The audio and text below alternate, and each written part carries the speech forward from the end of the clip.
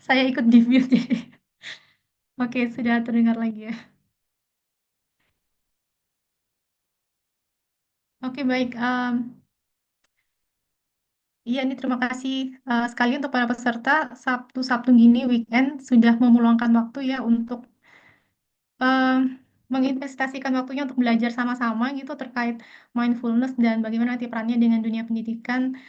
Em, Perkenalkan sebelumnya saya dengan Iren ya, seperti bisa dilihat, nama saya Iren Nani Kusumardani. Saya sebagai salah satu inisiator dari Mindful Education Community ya.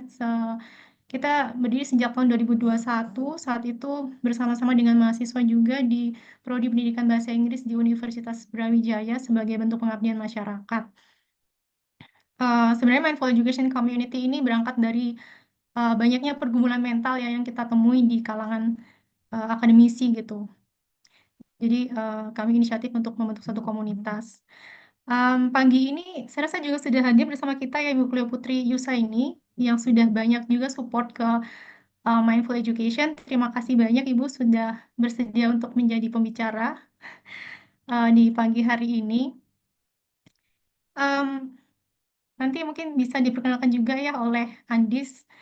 Eh, saya ketemu Bu Cleo ini sudah sejak 2022 ya. Waktu itu eh, Bu Cleo ini adalah salah seorang peneliti mindfulness ya yang masih sangat jarang banget kalau di Indonesia itu dari Placebo Research Group dan juga dosen psikologi di FISIP ya di UB.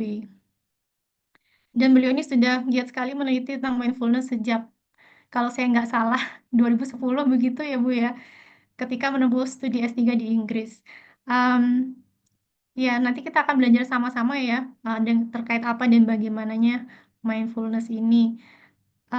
Saya rasa kalau dari saya kenapa kita penting untuk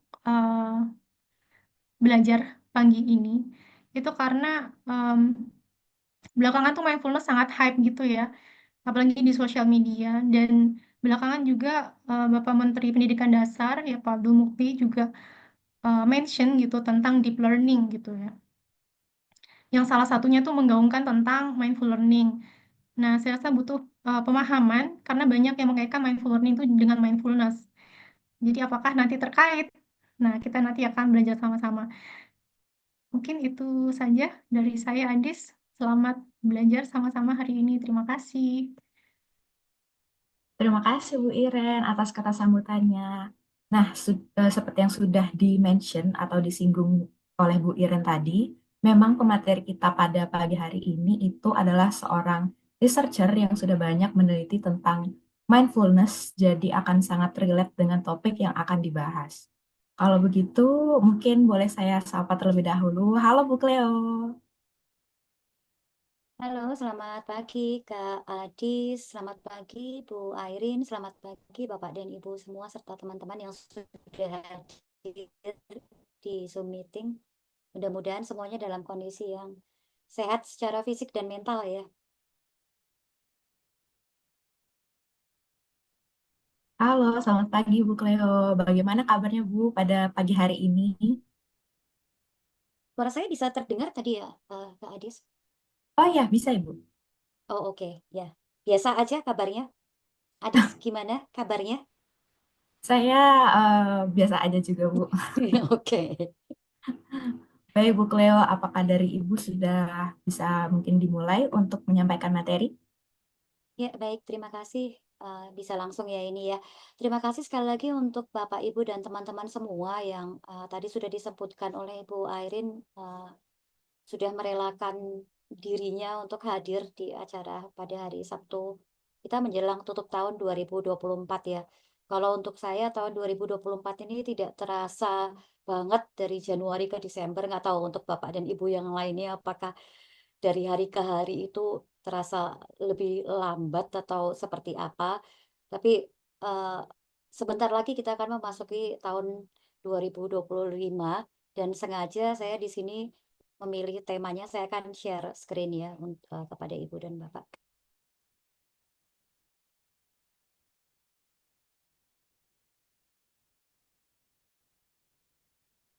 Sudah terlihat ya, Kak Adis?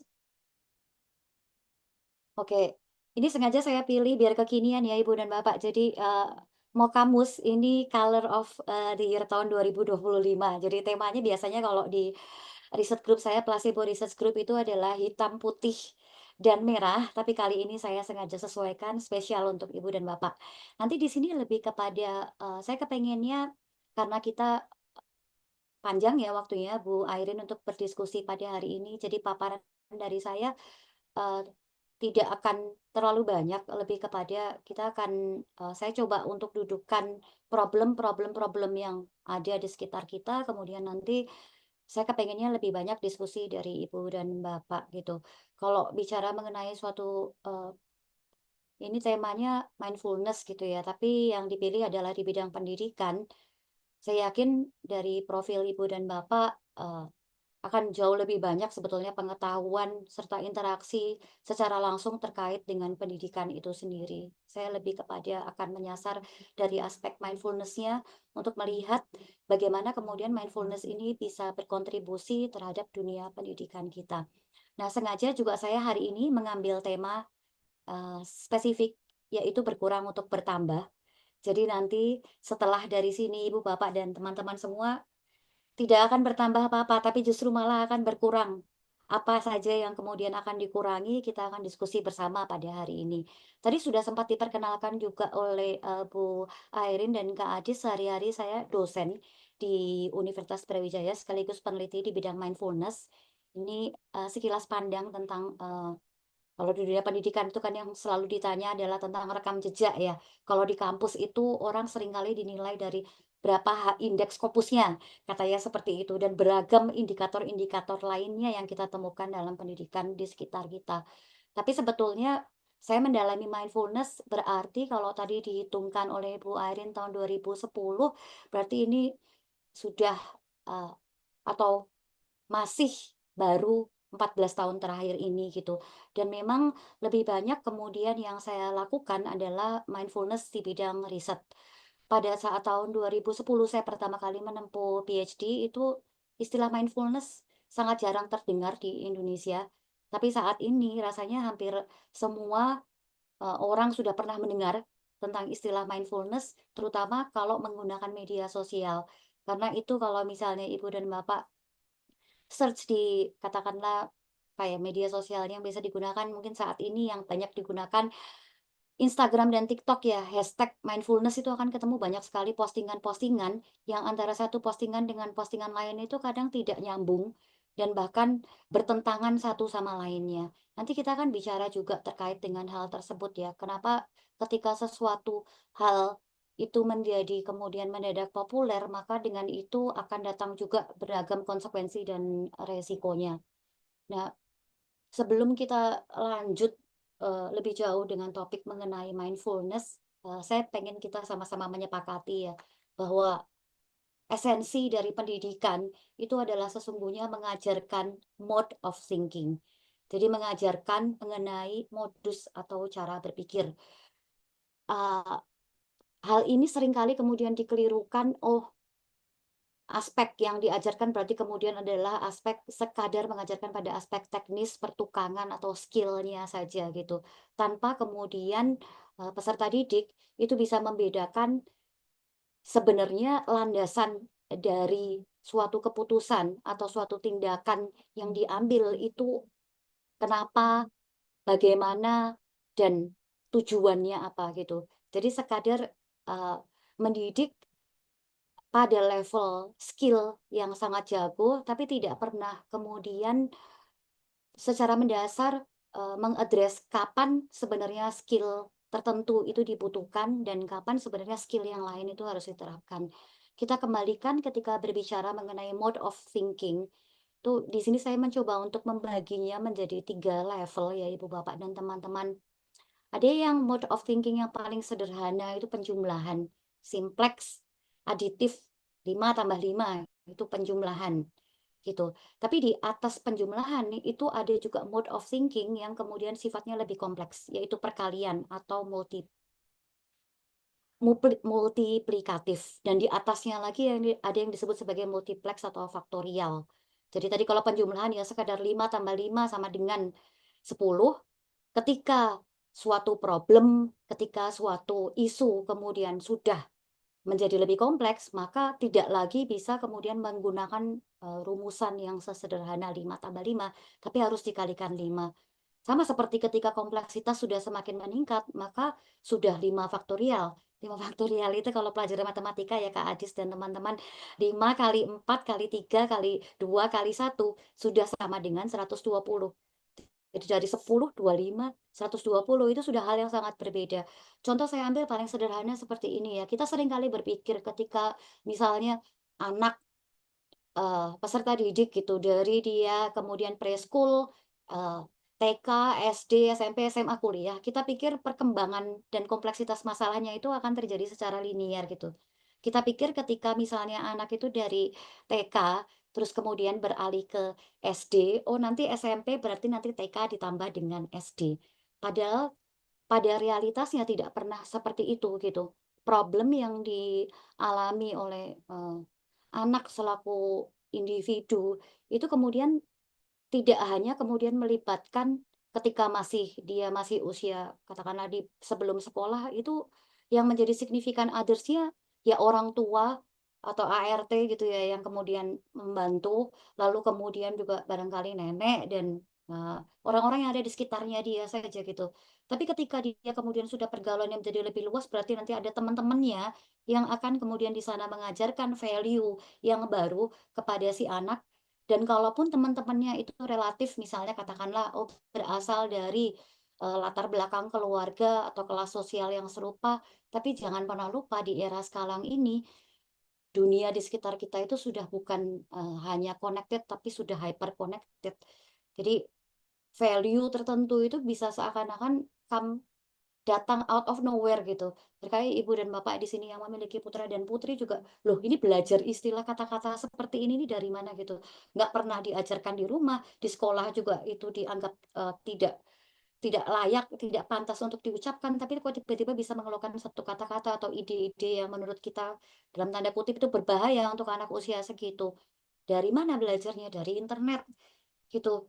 Jadi sudah dengan kompleksitas yang ada sekarang ini, itu berarti bahwa kalau bahasa Jawa secara sederhana gitu ya, karena saya berasal dari Solo, jadi dari dicegat saka kiwa, metune lewat ngisor gitu. Jadi dicegatin agar supaya anak ini kemudian menjadi anak yang A, B, C, D, tapi kemudian di dalam perkembangannya ternyata beragam value ini menciptakan, suatu dinamika, suatu kompleksitas yang di luar dugaan dugaan kita sebagai pendidik, seperti itu.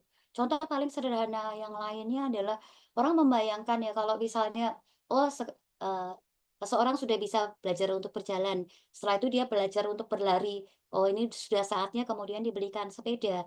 Oh sudah bisa nih naik sepeda gitu ya, dengan, eee, operasi mesin sepeda yang secara manual, lalu kemudian apa namanya, jalur untuk pejalan untuk, berkendara sepeda yang aman dan seterusnya, oh sudah saatnya beli motor. Nah pada saat beli motor itu, sistemnya menjadi sangat berbeda gitu. Dia mulai bisa kebut-kebutan di jalan, dia mulai kemudian menerabas lampu lalu lintas dan sebagainya. Kok tiba-tiba kecelakaan, bukannya dia sudah jago naik sepeda, kok bisa naik sepeda motor kok kecelakaan? Ya karena gagal memahami bahwa sebenarnya Eee, kita seringkali ketika memandang sesuatu itu, kita hanya menganggap bahwa sesuatu itu apa yang ada di depan kita saja gitu. Kita katakanlah mengangkat suatu penggaris gitu ya, kita lupa bahwa ketika kita mengangkat sesuatu, sistem yang ada di sekitarnya juga akan ikut terangkat. Kita pikir, "Oh ini hanya banjir satu katakanlah ini hanya ketinggian air hanya meningkat 3 sentimeter. Kita lupa bahwa itu sebenarnya 3 sentimeter kubik gitu loh. Dan untuk bisa meningkat 3 sentimeter itu berarti di seluruh wilayah area perkotaan itu akan menyumbang kontribusi yang besar. Nah, mindfulness ini bergerak di area situ, Ibu, Bapak, dan teman-teman. Jadi, membekali, individu untuk mengetahui kapan kemudian suatu sistem ini tidak lagi, simpel, tidak lagi sekadar penjumlahan, tapi ini sudah lebih kompleks dan pada saat ini dan pada saat berikutnya, ini suatu sistem ini sudah mencapai yang faktorial gitu. Jadi individu sendiri sebagai suatu sistem ketika dia menjalin relasi untuk kemudian belajar ke dalam level yang berikutnya, maka saatnya untuk stop dulu saja. Itu tidak perlu kemudian dipaksakan untuk lanjut terus, lanjut terus. Nah, bagaimana kemudian mindfulness terkait dengan hal ini? Kalau kita lihat, ini salah satu artikel yang saya temukan beberapa waktu yang lalu, menunjukkan bahwa mindfulness ini terbitnya di jurnal Nature Human Behavior ya Ibu dan Bapak. Ini salah satu jurnal yang paling top lah yang ada saat ini, yang melakukan systematic review terhadap beragam happiness strategies atau strategi untuk mencapai kebahagiaan yang banyak tersebar di sosial media. Nah, salah satu yang ditemukan adalah bahwa mindfulness ini dianggap sebagai salah satu strategi yang paling efektif dan paling sering dibicarakan di media sosial. Itu salah satunya. Salah lainnya, ini artikel baru terbit juga beberapa bulan yang lalu, itu menunjukkan bahwa dampak dari ketika seseorang itu mempraktekkan mindfulness dalam jangka panjang, at least ada dua indikator di otak yang terukur gitu dari area di otak ini. Kalau kita otak ini kan pusat yang mengatur segala kehidupan kita ya Ibu dan Bapak, baik proses kita berpikir, perasaan kita, lalu kemudian keputusan yang kita ambil, value baik buruk dan sebagainya. Nah, mindfulness di sini ini membantu kemudian untuk better pain modulation. Artinya ketika seseorang individu itu kemudian mengalami rasa sakit, kegagalan, kekecewaan, kegalauan, dan ini itu segala hal di dalam hidup yang tidak sesuai dengan rencana. Mindfulness ini membantu untuk lebih mampu memodulasi perasaan sakit tersebut. Jadi sakitnya tetap terasa, akan tetapi itu tidak sampai kemudian mempengaruhi beragam aspek kehidupan sehingga membuat seseorang itu jadi kemudian menampilkan perilaku yang merugikan diri sendiri dan orang lain.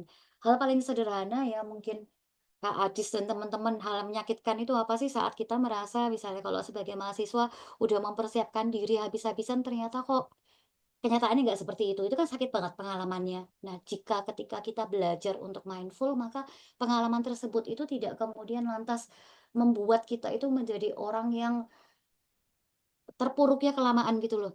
Tapi dari situ akan lebih bisa kemudian what's next gitu. Apa yang kemudian bisa saya pelajari dari perasaan sakit ini. Itu satu gitu ya. Area otak yang kedua yang terdeteksi berdasarkan meta-analisis ini adalah untuk meningkatkan sustain attention.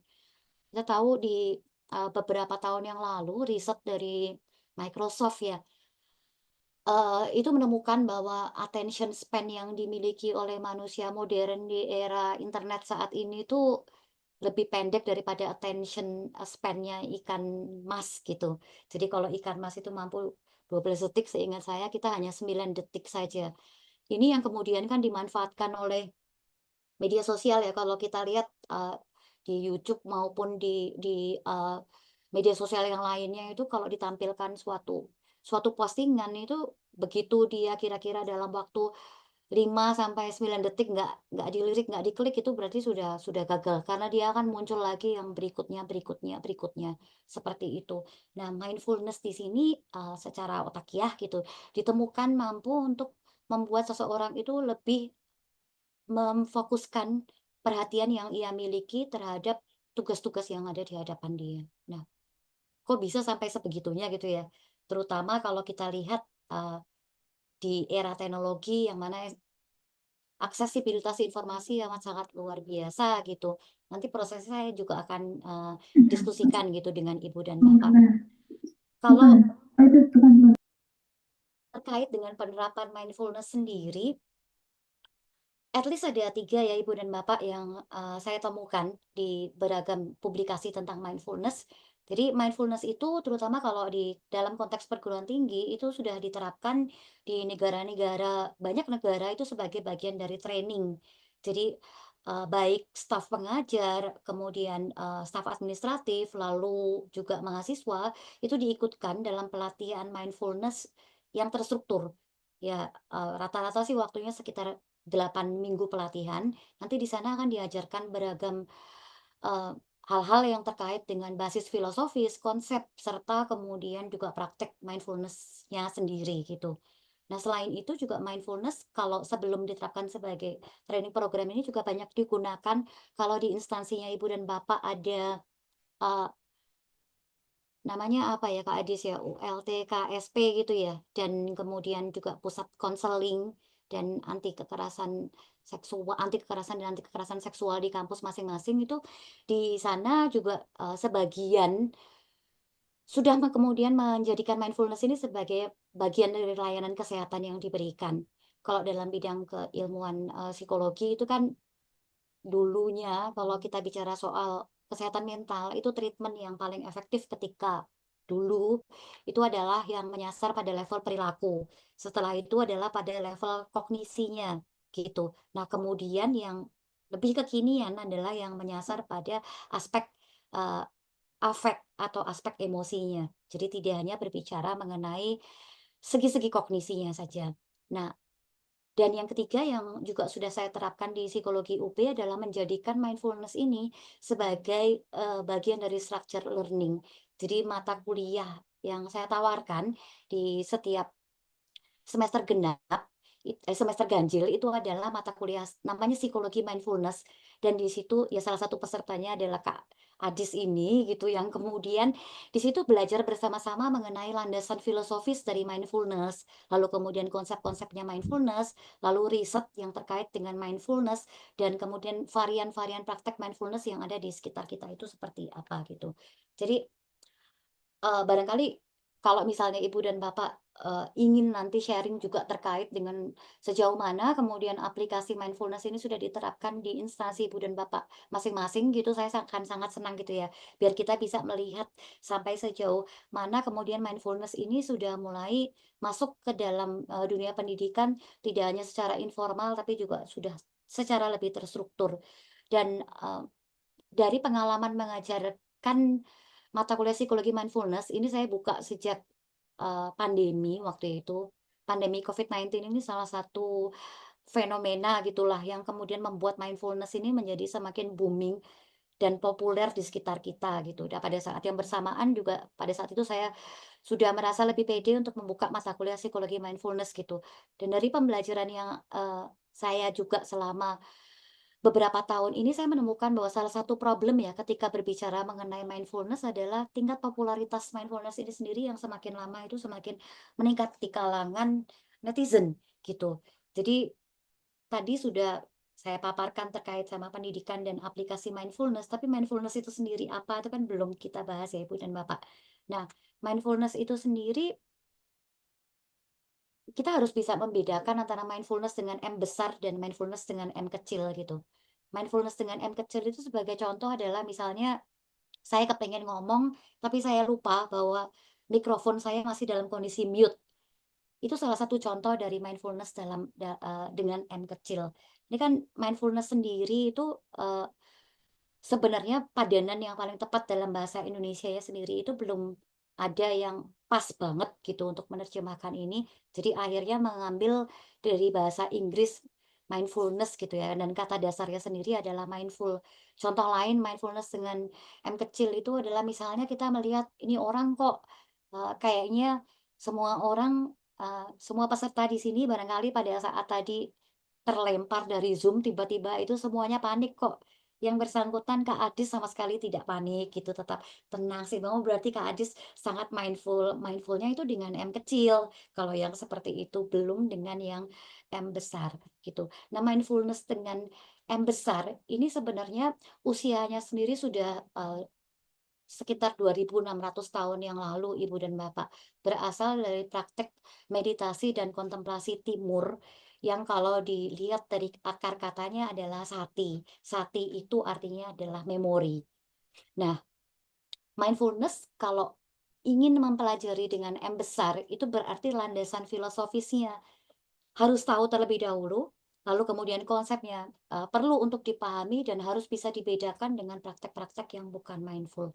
Secara sederhana, kalau mau dipahami, apa itu mindfulness adalah experiencing reality as it is, mengalami realita sebagaimana adanya. Ini tampaknya merupakan hal yang, oh gampang kok, saya orangnya realistis kok, mengalami realitas sebagaimana adanya itu bukan merupakan perkara yang muluk-muluk gitu. Barangkali di sekitar saya atau orang-orang tertentu yang ada dalam kehidupan saya ini sukanya istilah anak sekarang tuh apa sih, ngablu gitu ya, ngablu, halu, terus banyak, ngarep nggak sesuai dengan kemampuan dan macam-macam. Kalau saya enggak kok, saya realistis banget kok. Oke lah saya berarti mindful and besar dong Bu, oh tidak, gitu. Karena yang disebut sebagai mengalami realita apa adanya, ini kita sebagai manusia, ini kekunci dengan otak kita yang pada dasarnya itu adalah punya sifat alamiah yang hedon, Ibu dan Bapak. Hedon di sini artinya adalah kita akan selalu mencoba untuk mengejar dan mempertahankan hal-hal yang kita sukai, dan kita akan selalu mencoba untuk menolak hal-hal yang tidak kita sukai, hal-hal yang kita anggap tidak menyenangkan di dalam kehidupan kita. Nah, mengapa kemudian mindfulness menjadi relevan ketika kita berbicara mengenai dunia pendidikan adalah karena, eee ini isu kontroversi yang lainnya juga ya, ketika kita mengatakan bahwa tujuan pendidikan itu adalah untuk membuat anak menjadi pintar gitu, pintar cerdas gitu ya. Cerdas itu kemudian indikatornya apa? Diukur dengan cara kalau mahasiswa ya pakai IP, kalau, anak sekolah SMA gitu, SMP, dan yang sebelumnya tuh pakai nilai rapor gitu. Atau kalau psikolog itu diukur dengan tes intelijensi. Nah, yang menjadi problem adalah intelijensi itu definisinya bukan seperti itu gitu. Intelijensi pada masa yang lampau itu adalah kemampuan untuk connecting the dots. Jadi dari informasi yang serba terbatas pada masa lampau yang ada di sekitar kita, itu kemudian bisa kita menemukan, ini kayaknya potongan-potongan puzzle ini akan membentuk gambar wajah orang misalnya, wajahnya Bu Airin ini seperti ini. Padahal saya cuma lihat hidung dan matanya saja, oh berarti saya cerdas. Karena dari potongan puzzle itu saya bisa kemudian menarik suatu kesimpulan mengenai bahwa yang di hadapan saya adalah Bu Airin. Tapi saat ini tuh sudah tidak seperti itu lagi. Dengan semakin derasnya informasi yang ada di sekitar kita, yang disebut sebagai orang yang cerdas itu adalah kemampuan untuk kemudian menyingkirkan titik-titik yang tidak relevan dengan kehidupan, atau problem yang kemudian kita temukan dalam kehidupan kita. Karena informasinya ada banyak sekali, kita banjir informasi, istilahnya information overload ya, yang kemudian mengakibatkan ya tidak semua informasi itu kemudian seharusnya itu menjadi part dari apa yang kita pikirkan di saat ini, di sini, sekarang, gitu. Saya di, psikologi UB, itu di mahasiswa S2 Sains itu ada juga bahasa bagian yang guru SMA gitu. Nah, di situ katanya problem utama yang beliau temui di anak sekarang itu adalah apapun yang diajarkan itu kayaknya mereka tidak berminat gitu loh. Dan untuk menumbuhkan minat saja sudah sangat sulit apalagi untuk menguasai konten. Dan apakah memang anak, sekarang yang generasi Z saat ini dan setelahnya itu memang kemudian adalah generasi yang tidak termotivasi misalnya seperti itu. Problemnya bukan ada di situ gitu. Problemnya adalah kemudian bisa jadi apa yang disampaikan itu tidak relevan, tidak relate kalau kata anak sekarang dengan kehidupan mereka gitu. Apa nggak ada urusannya dengan kehidupan mereka. Apa yang relate dengan kehidupan mereka ya konten di medsos gitu. Jadi gimana salah satu cara supaya bisa relate gitu ya, kalau di aspek teknis, ya di medsosin aja konten pelajarannya. Seperti itu gitu. Nah, kemampuan untuk kemudian mengidentifikasi, hal tersebut, ini yang, definisi modern dinamakan sebagai cerdas. Nah, jadi ketika kita berbicara mengenai, mindfulness gitu, tadi di awal saya mengambil judul ya Ibu dan Bapak, bukan menambah tapi berkurang untuk bertambah gitu. Dalam artian karena hidup sekarang ini bukan apa yang perlu untuk kita tambahkan, informasi sudah banyak sekali, kita membeli apapun yang kita inginkan itu kalaupun tidak ada kemampuan ya bisa dengan pinjol dan macam-macam, bukan berarti saya menganjurkan untuk itu, tapi justru malah mengurangi apa yang sekiranya tidak perlu.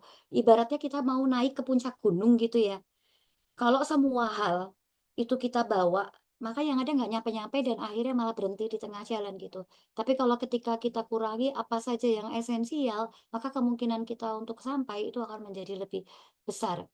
Nah, seberapa banyak mungkin Ibu dan Bapak nanti bisa sharing juga pendidikan ini kemudian mengajarkan bukan cara untuk sukses, tapi cara untuk menghitung risiko dan mengelola kegagalan gitu. Kan selalu tips dan trik gitu ya, wah cara untuk menjadi mahasiswa yang cum laude misalnya adalah kamu harus belajar jam segini sampai jam segini, kamu harus mengerjakan tugas begini dan begitu. Tapi lupa kemudian untuk membekali individu tersebut bahwa selalu ada kemungkinan gagal loh. Nanti pada saat kamu gagal, apa yang akan kamu lakukan? Gimana cara kamu untuk kemudian menghitung resiko? Seandainya misalnya saja eh, jalan ini yang ditempuh, berapa persen kemungkinan kamu gagal? Itu seringkali dilupakan gitu. Jadi kayak analogi yang paling sederhana Ibu dan Bapak, pada saat jari kita teriris gitu ya, kalau masih kecil, itu kan cara yang paling paling sering dilakukan adalah langsung diemut gitu loh jarinya, gitu. Tapi pada saat, eee, kemudian yang terluka adalah mental kita, itu sangat sulit gitu. Kemudian gimana saya harus bagaimana? Saya harus apa ya, apa first aid yang kemudian harus dilakukan. Kagetnya luar biasa, kagetnya karena apa? Karena tidak pernah dipersiapkan bahwa gagal itu selalu ada kemungkinannya. Dengan semakin banyaknya kemudian, yang kita inginkan dalam kehidupan, berarti semakin banyak pulalah kemungkinan untuk bertemu dengan kegagalan.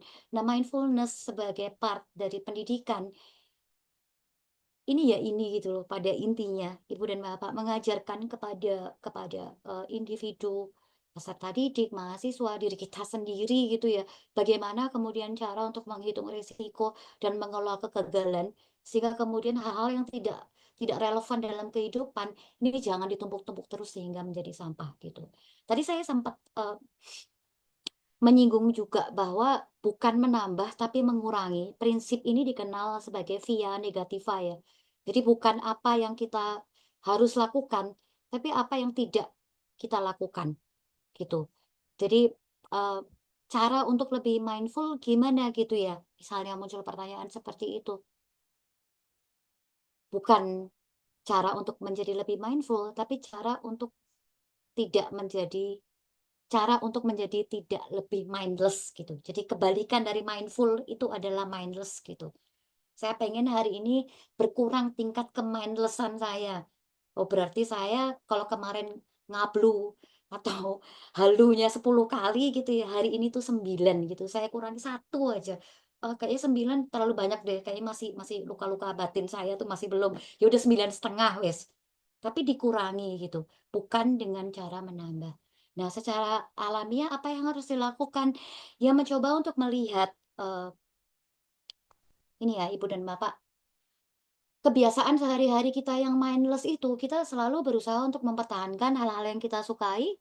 Ketika menghadapi kegagalan kita belum menghadapi ya, baru membayangkan gagal saja sakitnya sudah luar biasa, sehingga jadinya akhirnya jadi tidak pernah berani untuk melangkah, takut gagal gitu ya. Loh, kenapa kok takut pada kegagalan? Kok enggak takut pada keberhasilan? Padahal yang namanya ketika kita berhasil, itu sistem kemudian kompleksitasnya akan meningkat gitu. Kalau misalnya kita pada saat punya handphone ya, handphonenya itu handphone, saya nggak tahu nih Kak Adis, handphone yang paling jelek saat ini tuh apa gitu ya.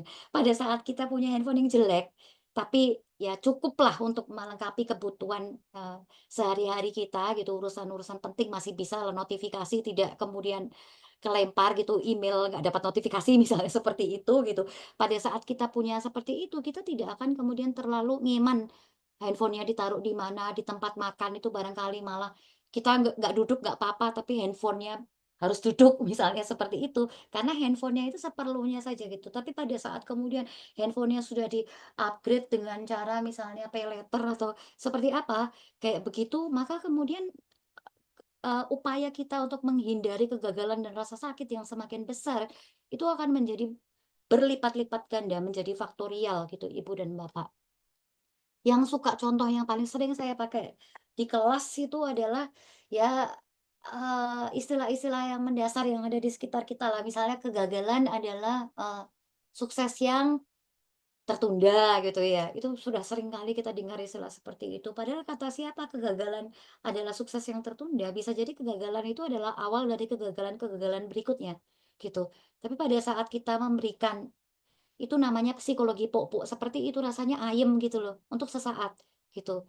Oh, barangkali kenapa kok kemudian relasi ini kemudian putus adalah karena dia, bukan yang terbaik untuk saya akan menemukan ganti yang lebih baik, misalnya kayak begitu. Lah yang kayak dia aja mutusin gitu ya, gimana ganti yang lebih baik? Itu kan sesuatu yang kemudian mekanisme yang secara alamiah itu kalau di dalam bahasa mindfulness itu dinamakan sebagai delusi. Kenapa kok setiap hari kita mendongeng pada diri kita sendiri instead of menghadapi rasa sakit, itu part dari edukasi diri sendiri dan orang lain, itu adalah karena kita sedemikian tidak inginnya untuk menghadapi realitas sebagaimana adanya.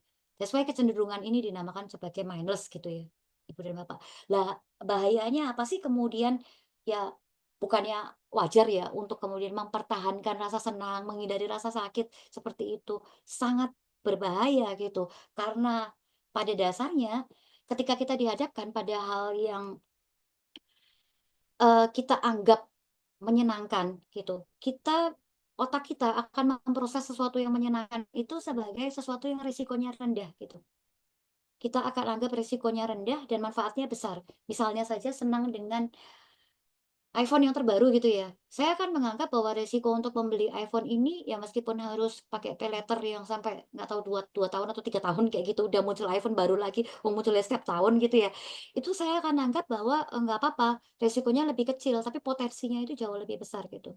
Nah, mekanisme yang seperti ini tuh nagih problemnya. Nggak cukup bagi kita, misalnya saja untuk punya satu baju, kita pasti akan menambah lagi menambah lagi menambah lagi gitu. Tidak cukup bagi kita berhasil misalnya hanya di tingkat, eee, lokal gitu, kita pasti akan pengen naik di nasional. Nggak cukup lagi kita akan naik di internasional, tanpa menyadari bahwa sometimes kita tuh bermain tidak di dalam liga yang kita tidak bermain di level kita gitu loh. Sebenarnya sudah levelnya ini sudah bukan lagi level level yang kita mainkan. Ibaratnya petinju gitu ya, sebenarnya masih levelnya adalah pada level kelas 10 tapi nekat gitu loh, main di kelas berat gitu. Demi untuk apa? Untuk mempertahankan perasaan senang ini. Jadi justru saya selalu di kelas psikologi mindfulness juga mengingatkan kepada peserta bahwa justru harus sangat berhati-hati ketika dihadapkan pada keberhasilan. Justru sangat berhati-hati ketika kita bisa mendapatkan apa yang kita inginkan. Ketika kita kemudian bisa meraih sesuatu yang, eee, kita impi-impikan, justru pada saat itulah justru harus sangat ekstra berhati-hati gitu. Karena pertama hal tersebut nagih, yang kedua adalah ketika kita harus kehilangan sesuatu yang kita memang sangat obses dengan sesuatu itu sakitnya luar biasa. Nanti yang muncul adalah mekanisme delusi kembali gitu loh, instead of kita belajar sesuatu dari pengalaman kegagalan tersebut gitu.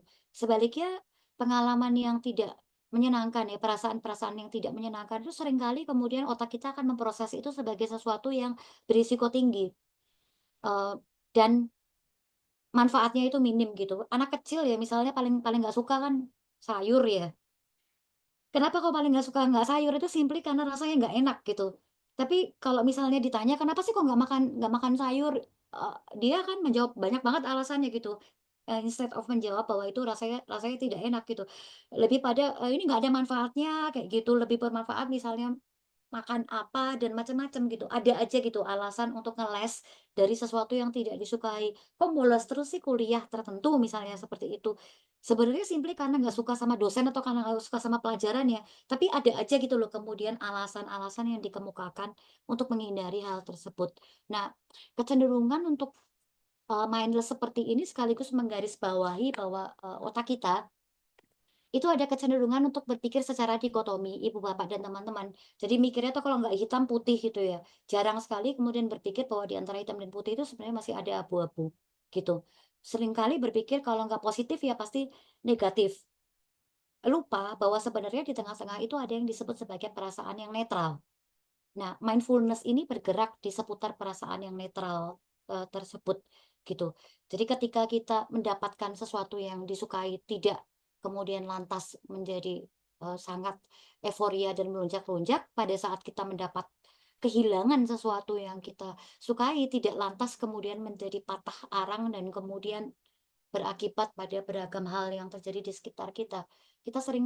Saya sering dengar juga kalau generasi saat ini disebut sebagai strawberry generation gitu ya, baru ngadepi masalah sedikit saja, seperti itu sudah dianggap patah gitu. Sedikit saja ini menurut persepsi yang melihat gitu. Tapi untuk yang bersangkutan ini persoalan hidup dan mati gitu. Nah, gap eh, pemahaman terhadap seberapa parah kondisi ini juga antara lain gitu ya yang menciptakan problem dalam dunia pendidikan yang ada sekarang ini gitu. Nah, secara aspek teknisnya kalau berbicara mengenai mindless tendency itu adalah insting kita untuk nyampah ya Ibu dan Bapak. Saya mungkin nanti Kak Adis serta Bu Airin, saya sendiri gitu ya, coba kita cek di komputer masing-masing gitu seberapa banyak sebenarnya file yang udah nggak kepake dan udah lama sebenarnya yang kita miliki yang sebenarnya nggak sama sekali sudah tidak relevan gitu loh sebenarnya untuk kehidupan kita hari ini, tapi kita tetap simpan gitu. Karena apa? Karena takut suatu saat nanti siapa tahu butuh. Nah, sebenarnya insting untuk nyampah seperti inilah yang kemudian mengakibatkan ya kapasitas memori handphone itu cepat penuh gitu. Apps-apps yang kita FOMO gitu ya, apabila tidak di-download ini di-downloadin semua padahal dibuka aja tidak pernah dan sebagainya gitu. Nah, padahal suatu sistem itu kerjanya mengikuti path dependent. Jadi untuk dalam rangka menambah kebaikan itu nggak bisa kalau masih banyak sampahnya. Sampahnya itu harus dibuang terlebih dahulu, baru kemudian kita nambah barang yang baru, kita nambah sesuatu sistem yang baru gitu loh. Sampai tahun 2024 ini kan Bu dan Bapak juga sudah tahu ya, brain rot, istilah yang kemudian tahun 2024 ini menjadi word Oxford Dictionary Word of the Year. Kalau bahasa zaman saya dulu nih Bu Airin, eh, brain rot ini juga sudah dikenal sejak zaman dulu gitu. Pokoknya intinya adalah hal-hal yang ora mutu gitu ya. Hal-hal yang tidak bermutu tapi kemudian saking banyaknya ada di sekitar kita gitu. Itu kemudian mengakibatkan intelektual kita itu jadi turun gitu loh. Gitu. Jadi marake bahasa Jawanya itu marake bodoh gitu loh. Konten-konten yang seperti itu yang ada di sekitar kita. Tidak membuat menjadi lebih cerdas dan bermanfaat tapi justru sisi sebaliknya. Nah, ini mengerikan ya, Ibu dan Bapak, di era di mana kehidupan menjadi lebih sangat mudah sekarang ini. Justru malah secara intelektual ini kita nggak bisa lepas dari gadget dan macam-macam yang ada kita miliki gitu loh. Jadi untuk menjawab suatu pertanyaan sederhana pun itu kita nggak pede kalau tidak dijawabkan oleh si Gemini misalnya seperti itu gitu.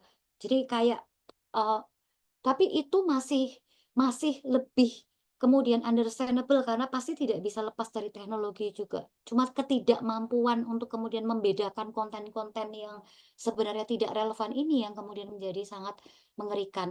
Nah, mindfulness di sini eh, sekali lagi lebih membantu kita untuk ketika pada saat misalnya melihat handphone yang kita miliki gitu ya. Kita belajar untuk menjadi konten moderator dari handphone yang kita miliki. Jadi grup-grup chat misalnya seperti itu atau akun-akun bukan akun yang akan diikuti tapi akun yang kemudian akan di-unfollow gitu. Grup chat yang kemudian kita remove, kita left group gitu ya. Bukan mana lagi yang harus saya ikuti, mana lagi yang harus saya ikuti. Karena nggak akan ada habisnya. Pada saat satu kesenangan itu didapatkan, dosisnya itu pasti akan meningkat gitu. Itu sudah hukum alam itu yang terjadi adalah seperti itu. Kalau istilah brain rot ini kan tahun 2024 ya sebagai word of the year. Nah, pada beberapa tahun yang lalu ada word of the year juga yang eh, sampai saat ini rasanya masih sering kita temukan di sekitar kita yang istilahnya toksik ya. Jadi sedikit-sedikit apapun itu toksik gitu loh. Ini relasi yang toksik, tempat kerjanya toksik, sekolahnya toksik, parentsnya toksik dan macam-macam segala sesuatu yang ada di sekitar kita itu yang tidak menyenangkan. Sekali lagi untuk kita menghadirkan rasa sakit itu kita beri label toksik. Padahal kalau dilihat dari asal katanya sendiri sebenarnya ini menggelikan sih karena kebalik gitu ya. Jadi toksik itu sebenarnya berasal dari bahasa Greek. toksikon farmakon, dan toksikon sendiri itu artinya malah ero gitu loh, artinya malah panah. Farmakon itu poison, racunnya itu justru malah farmakon. Tapi saat ini itu mengalami pergeseran makna dan malah kebalik-balik. Nah, ini sekaligus juga menggarisbawahi tren yang terjadi di sekitar kita pada saat ini, mungkin termasuk dalam diri kita sendiri, karena saking banyaknya informasi yang kita temukan di sekitar kita, itu respon yang kita berikan itu juga jadi kebalik-balik gitu loh. Pada saat misalnya menghadapi persoalan yang membutuhkan respon yang segera, itu kita justru malah lambat banget untuk kemudian memberikan respon. Tapi pada saat kemudian harusnya tidak impulsif, itu justru malah menjadi sangat impulsif gitu, serba kebalik-balik. Hal yang mestinya, nggak usah pikirkan terlalu mendalam terlebih dahulu, itu malah dipikirkan secara luar biasa, tapi hal yang kemudian esensial karena menyangkut misalnya, kelulusan dan sebagainya, itu malah kayak nggak mikirin gitu. Ini analoginya kalau, sekarang lagi mainan video game gitu ya, pada saat menyaksikan video game, itu tokohnya mati, itu responnya tuh, mati, di-restart lagi kayak gitu. Padahal kalau kalau misalnya, kita analogikan kejadian seperti itu dalam kehidupan, itu efeknya luar biasa gitu. Jadi kayak beragam berita-berita yang ada di sekitar kita ya, bahwa anak saat ini tuh anak SD, anak SMP, itu bisa kepikiran kemudian untuk menyakiti diri sendiri sampai arahnya kemudian ada yang minum racun, ada yang bunuh diri, ada yang membunuh siapa, ada yang membakar di mana dan sebagainya gitu. Implikasinya sampai sampai seluas itu gitu. Karena kalau misalnya dilihat dari sini adalah ketidakmampuan sebetulnya untuk sekali lagi mengelola rasa sakit dan kegagalan di dalam kehidupan. Nah, hal lain yang juga saya pikir sangat perlu untuk di-highlight adalah ke di sisi sebaliknya gitu ya. Menyatakan bahwa hidup itu bukan kompetisi gitu loh. Ini sesuatu yang pemahaman yang sangat keliru gitu ya. Karena bahkan pada saat keluar, kita ingin masuk ke dalam lift sekalipun, itu sudah berkompetisi gitu loh, dengan orang yang sudah ada di dalam lift itu sebelumnya atau sudah datang di sebelum kita. Jadi di setiap aspek dalam kehidupan ini kita berkompetisi untuk survive. Tapi seringkali ya karena kegagalan itu sangat menyakitkan, kemudian muncul di sisi sebaliknya. Jadi kayak, eee pendidikan itu tidak membiasakan kepada peserta didik bahwa misalnya saja yang namanya iri, yang namanya perasaan tidak nyaman, yang namanya perasaan bahwa gagal, perasaan bahwa masih bodoh, itu adalah part dari learning yang tidak terhindarkan gitu loh. Dan simply dikasih aja bahwa setiap individu itu adalah unik, kamu, pasti tidak perlu berkompetisi dengan orang lain karena hidup bukan kompetisi dan seterusnya. Ini di sisi lain kemudian akan menciptakan suatu mindset atau mentalitas yang tidak siap ketika dihadapkan pada peristiwa-peristiwa dalam kehidupan yang menurut perspektif generasi sebelumnya itu sebagai hal yang biasa saja gitu. Setelah ditelisik ini kenapa sampai kejadian seperti ini? Oh, karena ditinggalin pacarnya. Emang udah pacaran berapa lama? 2 minggu. Loh, untuk orang logika kita barangkali ibu dan bapak baru pacaran 2 minggu itu udah sampai sedalam apa sih 2 minggu itu, bukannya masih masih yang kalau di restoran itu yang misalnya makan makan minum berdua itu yang pura-pura makannya sedikit gitu ya biar nggak ketahuan kalau sebenarnya hobinya adalah makan banyak misalnya seperti itu gitu. Tapi buat yang bersangkutan bisa jadi sangat sangat mendalam gitu loh peristiwa tersebut gitu. Yang terakhir yang juga kemudian perlu diwaspadai dan sering kali kita temukan di sekitar kita adalah obsesi untuk selalu mencari validasi gitu. Jadi tidak pernah atau tidak kunjung bisa untuk membuat keputusan sendiri, selalu harus bertanya gitu ya kepada orang-orang yang ada di sekitar. Orang yang di sekitar saat ini yang paling gampang ChatGPT gitu ya yang ditanya, "Apa yang kemudian harus saya lakukan? Apa yang harus saya putuskan? Menurutmu siang ini enaknya saya makan apa?" Hal sesederhana itu pun tidak bisa kemudian memutuskan, apalagi menyangkut beragam keputusan yang kemudian penting karena berefek dalam jangka panjang gitu.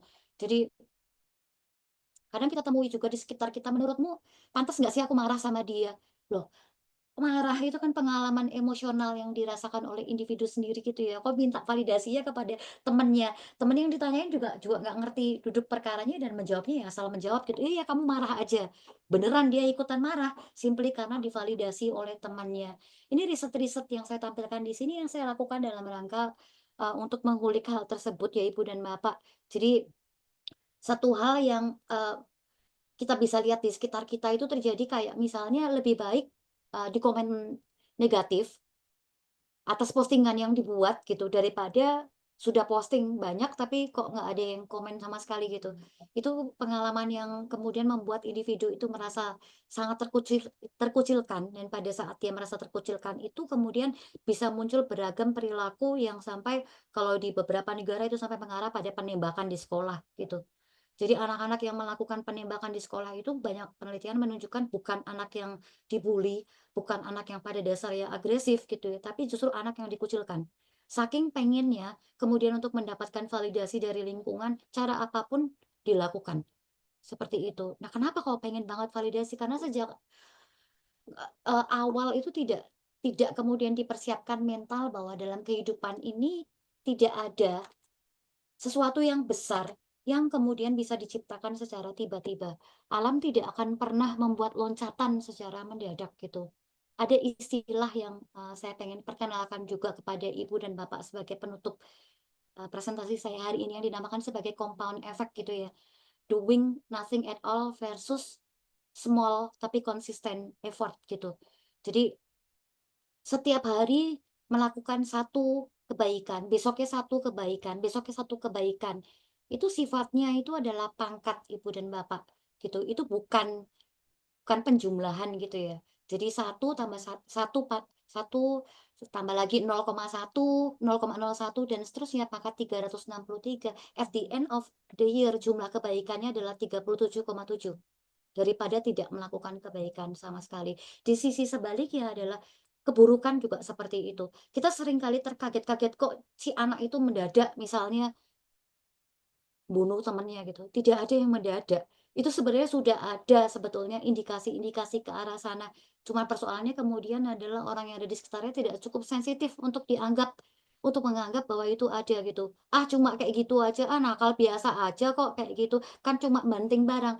Nah, excuse demi excuse cuma itulah yang kemudian at the end of the year menciptakan 37,7 keburukan apabila tidak diantisipasi sejak dari awal. Nah, mindfulness ini juga kemudian highlights-nya adalah memperlihatkan bahwa yang namanya mindfulness itu juga tidak mungkin bisa satu kali ikut misalnya dalam kegiatan yang diadakan oleh Mindful Edu ini kemudian mendadak mindful gitu loh. Bit by bit by bit seperti itu. Begitu yang bisa saya sampaikan. Selanjutnya saya kembalikan kepada Kak Adis. Terima kasih. Terima kasih banyak Bu Cleo atas materi yang disampaikan. Mungkin dari Bapak Ibu atau teman-teman dari yang disampaikan oleh Bu Cleo tadi merasa sangat relate. Saya juga, apalagi sebagai yang statusnya masih mahasiswa, dan karena tadi sudah disampaikan materinya oleh Bu Cleo, mungkin langsung saja kita buka untuk sesi tanya jawab. Apakah dari Bapak Ibu ada yang ingin bertanya? Ya, silakan. Selamat pagi Ibu Cleo, selamat pagi Miss Irene dan semua yang ada di ruangan ini.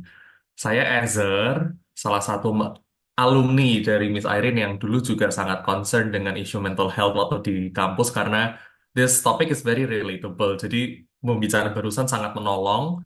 Saya terberkati, terima kasih banyak. Nah, pertanyaan saya tuh begini, kalau tadi kita sepakat bahwa bit by bit membentuk habit gitu kan. Dan akhirnya terbentuklah 37,7 itu yang mungkin kita punya dan orang lain juga punya. Saya ini sedang menghadapi orang terdekat saya selalu punya excuse. Excuse-nya begini. Ya kan saya dari dulu sudah terluka. Jadi saya quote and quote boleh dong melukai orang lain. Dan saya sudah ngasih tahu bahwa, oh ya kalau you don't want to hurt people, kalau nggak mau melukai orang lain, yuk find a professional help, ayo pergi ke konselor, ayo cari pertolongan. Tapi orang ini ternyata cukup hesitant karena merasa, ah percuma pergi ke konselor juga nggak bisa langsung selesai. Kan tadi bit by bit by bit. Jadi sekali datang ke konselor nggak bisa langsung selesai juga gitu. Padahal ya buat saya ya justru itu kalau kita nggak mulai dari kecil-kecil ini kan nggak akan selesai-selesai juga. Jadi mau nyicil nggak untuk menyelesaikan masalah yang orang ini punya. Nah, kira-kira Ibu Cleo ada saran nggak bagaimana saya menghadapi dan memberitahu orang ini untuk yuk lebih mindful begitu karena saya rasa semakin umur bertambah akan semakin sukar dan orang ini memang jauh lebih tua dari saya jadi saya punya kesulitan untuk mendorong seperti saya mendorong adik saya atau saya mendorong orang-orang di bawah usia saya kan lebih gampang ya kayak ayo misalnya saya bayarin gitu yuk kamu saya bayarin ke apa namanya eh, profesional tapi kalau orang lebih tua ini kan sukar kira-kira Ibu Cleo ada saran thank Ya, you. satu ya, ini boleh langsung saya jawab ya Kak Ajis, ya, saking semangatnya dengan pertanyaan dari Kak Evan ini. Nah, tadi beberapa poin sebetulnya sudah dengan sangat gamblang di-highlights gitu ya, bahwa yang namanya mental itu tidak bisa kemudian direvolusi gitu loh. Kalau dulu kan ada istilah ini revolusi mental, itu nggak bisa, itu jargon politik gitu. Pada kenyataannya adalah bahwa dalam kehidupan ini memang yang disebut sebagai ketika orang sudah memiliki kebiasaan tertentu, apalagi itu kebiasaan itu masih mendatangkan manfaat untuk yang bersangkutan, selama dia masih merasa kebiasaannya itu mendatangkan manfaat, dia akan merasa bahwa hal tersebut itu masih relevan gitu loh untuk dia, gitu.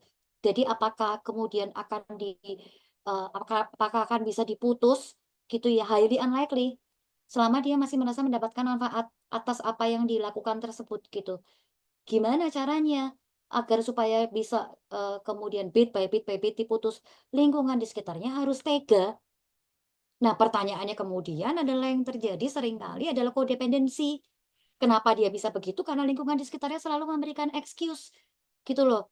Oke, excuse itu tidak diartikan gini ya Kak Evan, tidak harus berarti, oh iya kayak model yang sekarang itu, sayang, nggak apa-apa, jangan diulang lagi ya sayang. Bukan, tidak harus disampaikan dengan lembut seperti itu. Bisa jadi juga galak banget ya. Wah, lu begini, begini, begini gitu ya. Tapi kan itu secara secara kata-kata, secara verbalnya aja, tapi kan yang diamati oleh, individu yang bersangkutan adalah aksi nyatanya apa gitu. Aksi nyatanya tetap kemudian tidak ada kok, sesuatu yang membuat dia itu relevan dan beneficial untuk dia berubah gitu loh, seperti itu. Dan ini memang banyak kasus yang seperti itu gitu. Jadi seringkali malah pakai bahasa-bahasa ini Kak Evan, bahasa-bahasa netizen gitu ya, inner child saya terluka, childhood trauma, ini saya butuh trauma healing dan macam-macam gitu loh. Loh, what happens in the past itu pasti akan kemudian mempengaruhi apa yang terjadi di saat ini ya. Tapi ketika kemudian usianya sudah tidak, apalagi sudah tidak muda lagi gitu ya, sudah melampaui level perkembangan kognitif yang awal-awal kehidupan, itu tuh sebenarnya strategi untuk ngeles aja, gitu.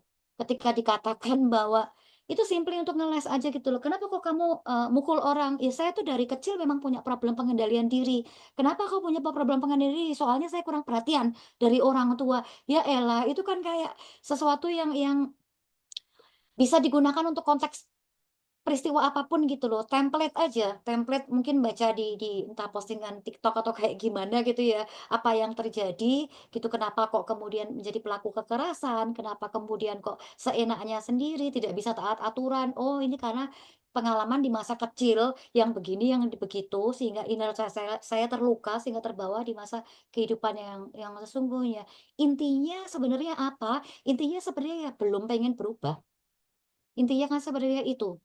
Gitu. Kenapa kok belum pengen berubah? Karena masih dapat manfaat dari apapun yang sedang dilakukan. Jadi masih jadi istilah ini kan penerima manfaat itu loh, Mas. Nah, pada saat kemudian yang bersangkutan tidak lagi menerima manfaat dan dia tidak lagi dalam tanda kutip ya, merasa mendapatkan privilege atau fasilitasi untuk menampilkan pola perilaku yang sama pada saat seperti itulah one step ahead sebetulnya.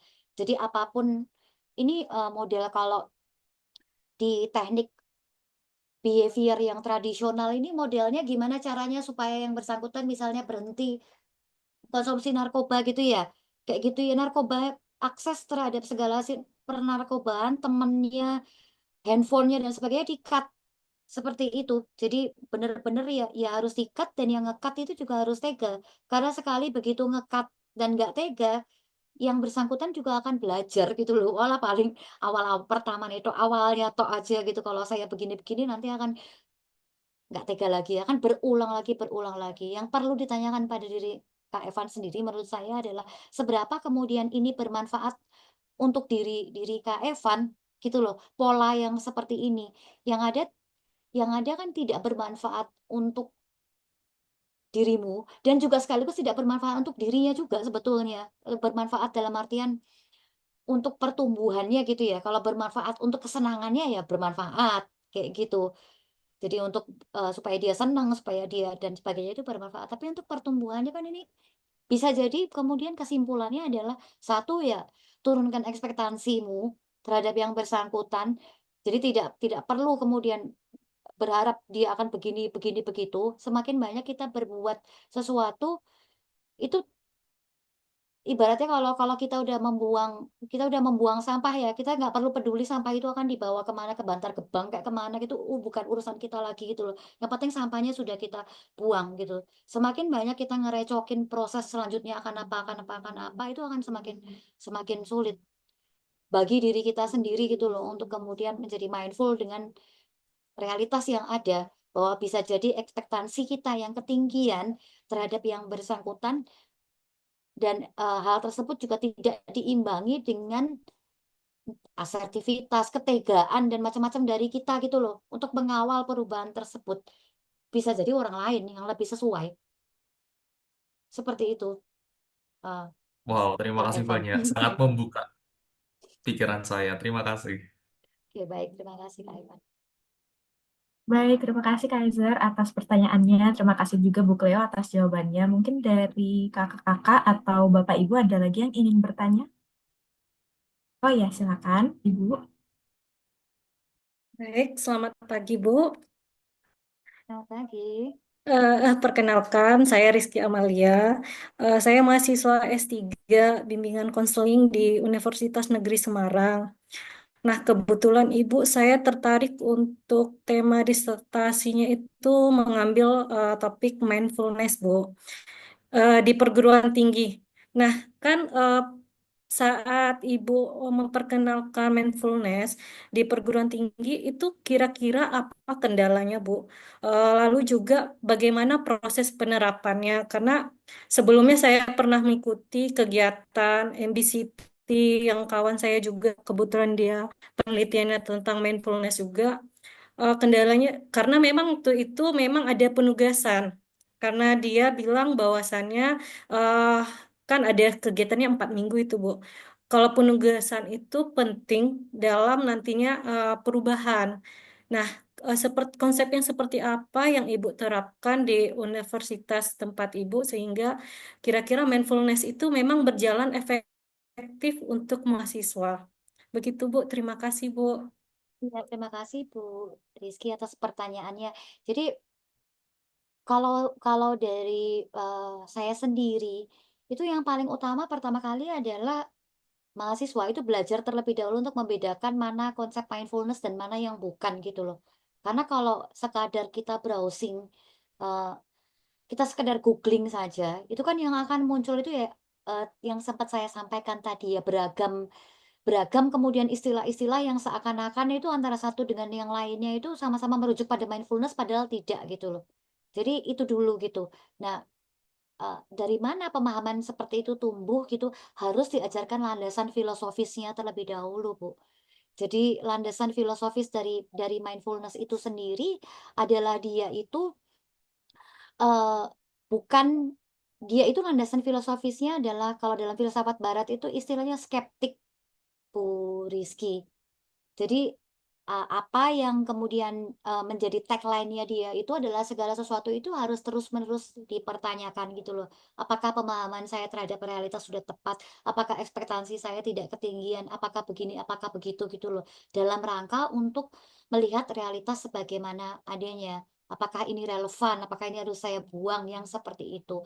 Nah, banyak kemudian di sekitar kita yang mengklaim konsep mindfulness ini sebagai part dari apa yang diajarkan, padahal sebenarnya bukan mindfulness gitu loh, karena mindfulness-nya lagi populer, jadi dianggap itu bagian dari mindfulness juga. Nah, salah satu yang seperti itu adalah konsep beragam teori dan konsep yang terkait payungnya itu namanya positive psychology. Jadi psikologi positif itu menganggap mindfulness itu bagian dari psikologi positif gitu. Padahal secara landasan filosofis kalau di trace back sebenarnya psikologi positif itu landasan filosofisnya adalah Epicurean, bukan skeptik gitu. Jadi Epicurean itu berarti ya kesenangan tapi kesenangan tipis-tipis itu loh. Bu Rizky. Jadi misalnya, oh ini beli beli mebel kalau beli yang kayu jati kan mahal banget gitu ya. Ya beli yang terjangkau aja lah IKEA, misalnya kayak gitu gitu loh.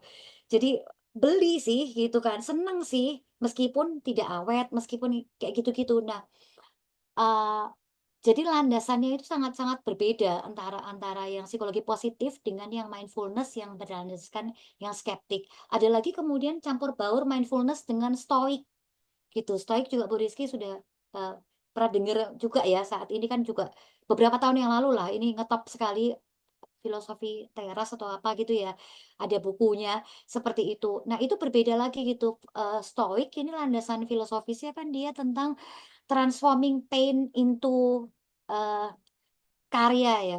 Jadi mentransformasi rasa sakit untuk menghasilkan suatu karya gitu. Nah, itu juga landasan filosofisnya juga berbeda dengan mindfulness, tapi mindfulness seringkali dimasukkan ke situ juga. Nah, belajar menurut saya belajar untuk membedakan antara mindfulness yang root, kalau kata Bu Airin itu yang sejati itu ya, yang berasal dari yang si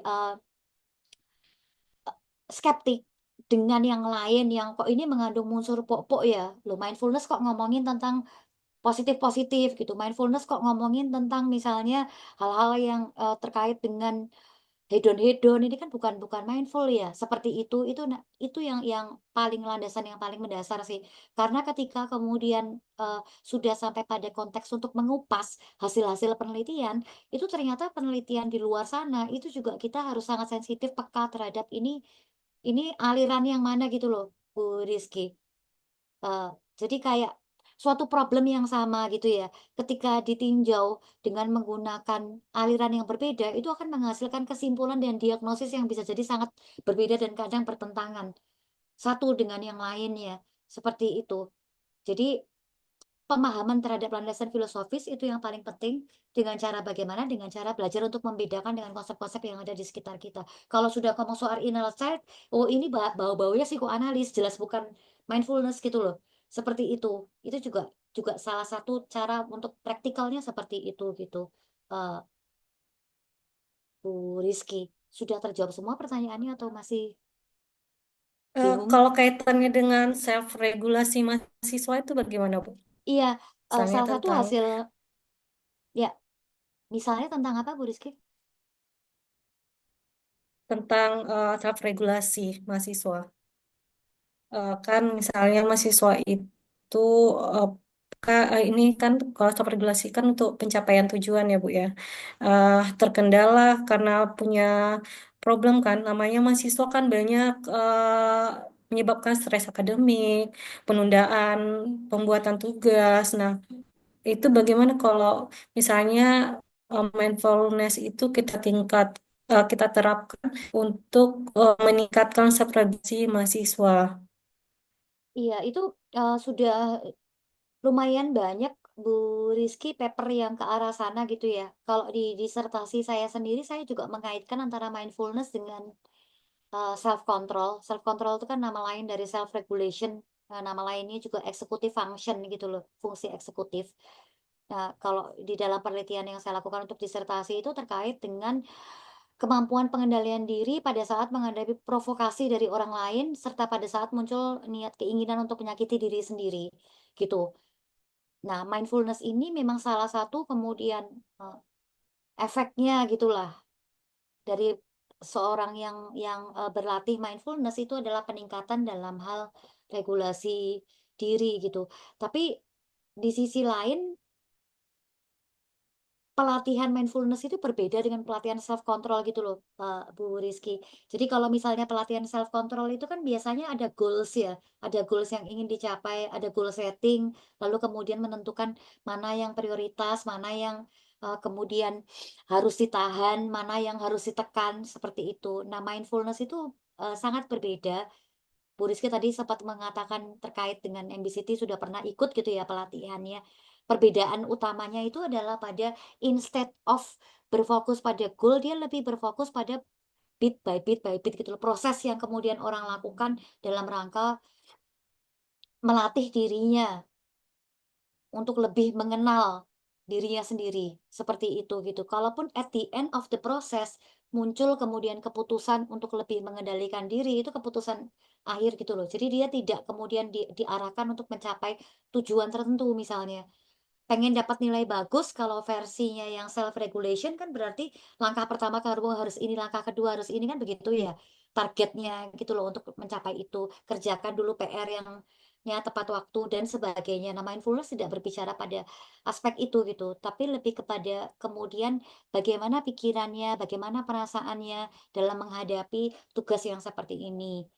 Lebih kepada kayak gitu. Oh, kapan kemudian, belajar untuk mengamati juga, kapan misalnya muncul kecenderungan untuk prokrastinasi, kapan misalnya pada saat melakukan aktivitas menyenangkan gitu ya, nonton drakor itu kapan, di menit ke berapa sih, ini pasti episode 1 akan lanjut ke 2, ketiga, season-nya akan ganti dan seterusnya.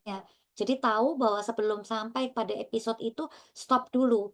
Karena kalau diterus-teruskan pasti akan bablas. Begitu ada satu excuse akan muncul, kemudian udah nanggung, kentang gitu ya istilahnya Bu Rizky, kena tanggung.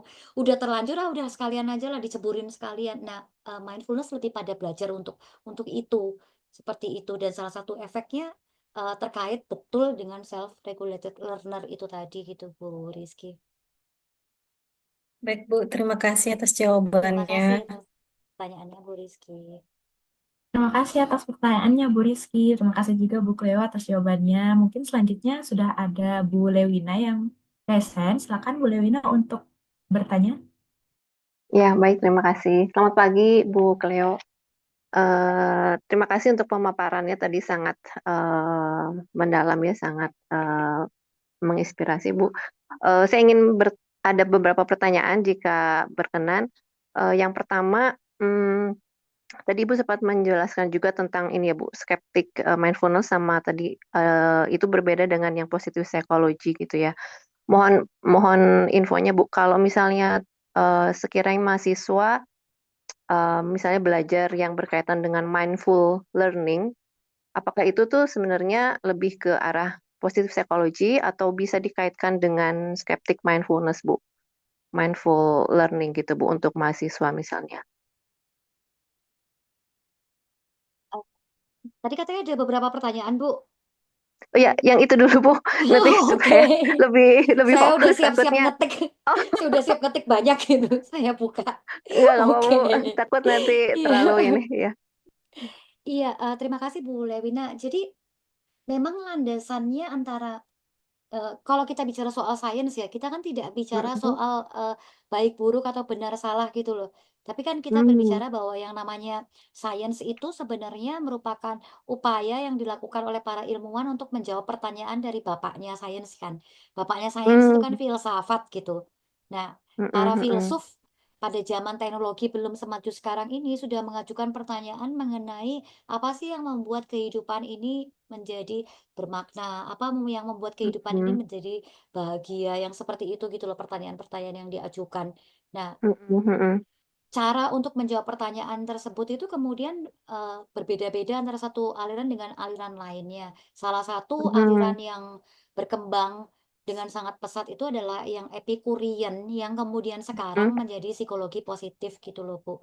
Mm-mm. Gitu. Yang dia menjawab pertanyaan adalah apa yang misalnya yang membuat kehidupan ini menjadi bahagia gitu ya. Ketika Mm-mm. rasa sakit sesedikit mungkin dan rasa senang sebanyak mungkin. Itu kan landasan tagline-nya seperti itu. Yang positive psychology. Mm-mm. That's why kan dia selalu bicaranya kan mengenai well-being misalnya. Well-being itu Mm-mm. kan Mm-mm. kemudian dimaknai sebagai pengalaman emosional yang menyenangkan. Seperti itu. Mm-mm. Jadi dia Mm-mm. mendudukkan dirinya tuh di situ gitu loh. Nah, ini kan sangat sangat beda dan cenderung bertolak Berbeda. belakang gitu ya, Bu, dengan ketika kita Mm. berbicara mengenai mindfulness gitu loh. Karena Mm-mm. mindfulness itu dia tidak mengejar yang positif-positif, menolak yang negatif-negatif, tapi dia Hmm, berusaha untuk mendudukkan segala sesuatu itu pada posisi yang netral gitu loh, Bu. hmm. Baik, Nah, baik, baik. ini juga berbeda dengan yang stoik ya. Kalau stoik Iya, itu iya. rasa sakit yang negatif-negatif itu justru kemudian disambut karena dari rasa sakit itulah orang kemudian bisa menghasilkan karya yang luar biasa. Seperti itu. Hmm. Nah, Oke, baik, aliran-aliran Bu. stoik ini setahu saya kemudian transformasi perkembangannya dia yang kemudian menjadi aliran yang CBT, Cognitive Behavior Oh, yang Therapy CBT gitu ya. loh. Makanya Hmm, kemudian agak yang menjadi bingung orang belajar gitu ya tentang mindfulness ketika mindfulness mm-mm. ditambah dengan CBT, namanya MBCT gitu loh. Seperti itu. Hmm. Padahal landasan filosofisnya kan berbeda. Seperti itu. Nah, yang Oke, oke. paling sebetulnya mendekati landasan filosofisnya mindfulness kalau kita bicara soal pendekatan barat gitu ya, itu adalah Mm-mm. yang MBSR malahan. MBSR ya. Iya, Oke. karena dia banyak kemudian menekankan tidak hanya pada aspek kognitif tapi juga ini ya, PR-PR latihan-latihannya itu banyak yang kemudian menyangkut embodied cognition gitu ya, tubuh kita, bagaimana kemudian Mm-mm. reaksi di tubuh kita ketika menghadapi misalnya kondisi yang tidak menyenangkan gimana, kondisi yang menyenangkan gimana, kayak gitu-gitu dilatih juga sekaligus melibatkan latihan secara fisik juga gitu loh, seperti itu. Dan tidak kemudian Hmm. tidak seperti CBT yang kemudian banyak PR gitu ya, banyak kan pekerjaan rumahnya banyak. eh, ada irrational belief misalnya, keyakinan-keyakinannya keliru kayak gitu-gitu loh. Kalau kalau dalam dalam Hmm. mindfulness sendiri itu tidak berbicara seperti itu karena dia lebih kepada mengenali bagaimana sih kondisi pikiran kita ketika kita sedang terobsesi dengan sesuatu gitu. Dan obsesi ini Mm-mm. menyenangkan atau tidak menyenangkan? Berapa lama ya obsesi ini akan berlangsung? Apakah kalau saya turuti Mm-mm. tidak muncul obsesi yang baru gitu? Lebih kepada seperti itu alur proses ya, Bu Lewina. Oh, kalau yang Epicurium itu apakah mungkin yang seperti Martin Seligman itu ya, Bu ya? Bukan, Apa research-researchnya? Yang Martin Seligman itu justru yang positif psikologi malahan. Positive psychology. Oh, Iya, tapi Epicurium itu memang ke arah positive psychology gitu ya, Bu ya? positif kan gini ya. Psikologi itu kan ilmu yang baru kemarin sore ya umurnya. Jadi Mm-mm. apa yang ditanyakan oleh psikologi itu sebenarnya sudah lawas gitu loh kalau dari perspektif filsafat Mm-mm. ribuan tahun yang Mm-mm. lalu sudah berusaha untuk dijawab oleh tokoh-tokoh filsafat yang apa namanya jenggotnya aja yang gede banget kayak gitu loh yang filsuf-filsuf Mm-mm. kalau Mm-mm. kita lihat patung-patungnya. Nah itu positif psychology itu ya spin off dari sebetulnya humanistik gitu loh Bu. Kalau Mm-mm. dilihat Mm-mm. dari alirannya, kan ada Abraham Maslow gitu ya dengan teori Iya, iya. humanistik ya gitu ya. Nah problemnya kemudian adalah humanistik itu menolak menolak eh, pengukuran pada level yang beyond individual gitu loh. Jadi dia maunya tuh kualitatif, kualitatif, kualitatif gitu loh. Wawancara, Mm. observasi, seperti itu. Nah, kehidupan modern sekarang ini seiring dengan tuntutan bahwa suatu program, suatu intervensi ini harus kemudian dilakukannya itu pada level yang masif, keputusan diambil Mm-mm. itu juga harus harus segera biar menjangkau banyak aspek yang harus diselesaikan itu Mm-mm. Mm-mm. mengakibatkan akhirnya humanistik tidak bisa bertahan dengan cara yang hardcore seperti itu. Dia harus Mm-mm. mengadopsi Mm-mm. pendekatan kuantitatif, harus mengadopsi pendekatan eksperimen. That's why muncul yang namanya positif Mm. psychology gitu loh. Seperti Iya, itu. iya. Baik, baik, Bu. Ibu tadi kalau misalnya tadi kan ini ya pendidikan itu apa diharapkan akan membantu mahasiswa untuk belajar menghitung resiko dan menyiapkan diri untuk kegagalan gitu ya. Jadi apakah sebenarnya kita membantu mahasiswa untuk punya neutral feeling gitu ya Bu ya? Tidak terlalu over excited atau euforia, tidak patah kalau misalnya gagal gitu ya Bu ya sebenarnya. It- itu puncak acara yang paling ideal gitu loh, Oh, sebetulnya. oke. Tapi Mm-mm. at Mm-mm. least membantu untuk menyadari bahwa yang namanya kamu lagi seneng ya dek itu kan seneng itu nggak berlangsung lama loh kayak gitu loh. Mm-mm. Jadi dia Iya, pada iya. saat kesenangan itu berakhir itu tidak kaget karena sooner or later pasti berakhir gitu. Kamu kalau sampai patah banget misalnya ya eh, diputusin pacar gitu kan padahal yang namanya Mm-mm. Mm-mm. perpisahan pasti terjadi gitu karena adanya pertemuan. Kalau nggak pengen putus ya jangan pacaran, jangan bertemu gitu kan. Iya, Kalau iya. pengen nangis ya pas bertemunya aja gitu karena pasti Iya, nanti iya. akan diputusin. atau kamu yang mutusin, lebih kepada mengajak untuk berpikir seperti itu gitu. Jadi Oke, indikator bahwa keberhasilan, heeh, bahwa perasaan itu bisa berubah gitu ya, baik yang senang maupun yang sedih itu nggak ah, permanen gitu ya. sehingga Ya. tidak banget-banget gitu loh. Kalaupun Mm-mm, sedih tidak mm-mm, banget-banget, kalaupun mm-mm. senang tidak Tenang. banget-banget. Iya, kalau filosofi Oke. Jawanya itu ojo gumunan, kagetan, getunan gitu. Jangan sedikit-sedikit Iya. kaget gitu kan, geblak gitu loh, seperti itu. Ide bahwa bahwa tidak tidak apa ya namanya namanya saya belum siap gitu ya. Kalau menunggu siap nggak akan pernah siap sebetulnya gitu kan. Tapi at least Siap nggak siap misalnya ya. Mm, saat ini sudah punya kemampuan, nanti kalau kalau kalau berhasil apa yang akan dilakukan, kalau gagal apa yang akan dilakukan, kayak gitu itu sudah cukup gitu. Misalnya kamu untuk melangkah lebih jauh, lebih lebih kepada mempersiapkan seperti itu sih. Jadi iya, iya. juga mempersiapkan bahwa ya namanya hidup itu ada akan banyak sekali di sekitar kita itu yang sudah kita persiapkan sampai sebegitunya pun itu kegagalan itu mengintip Masih gitu loh ada sebenarnya. kemungkinan ya.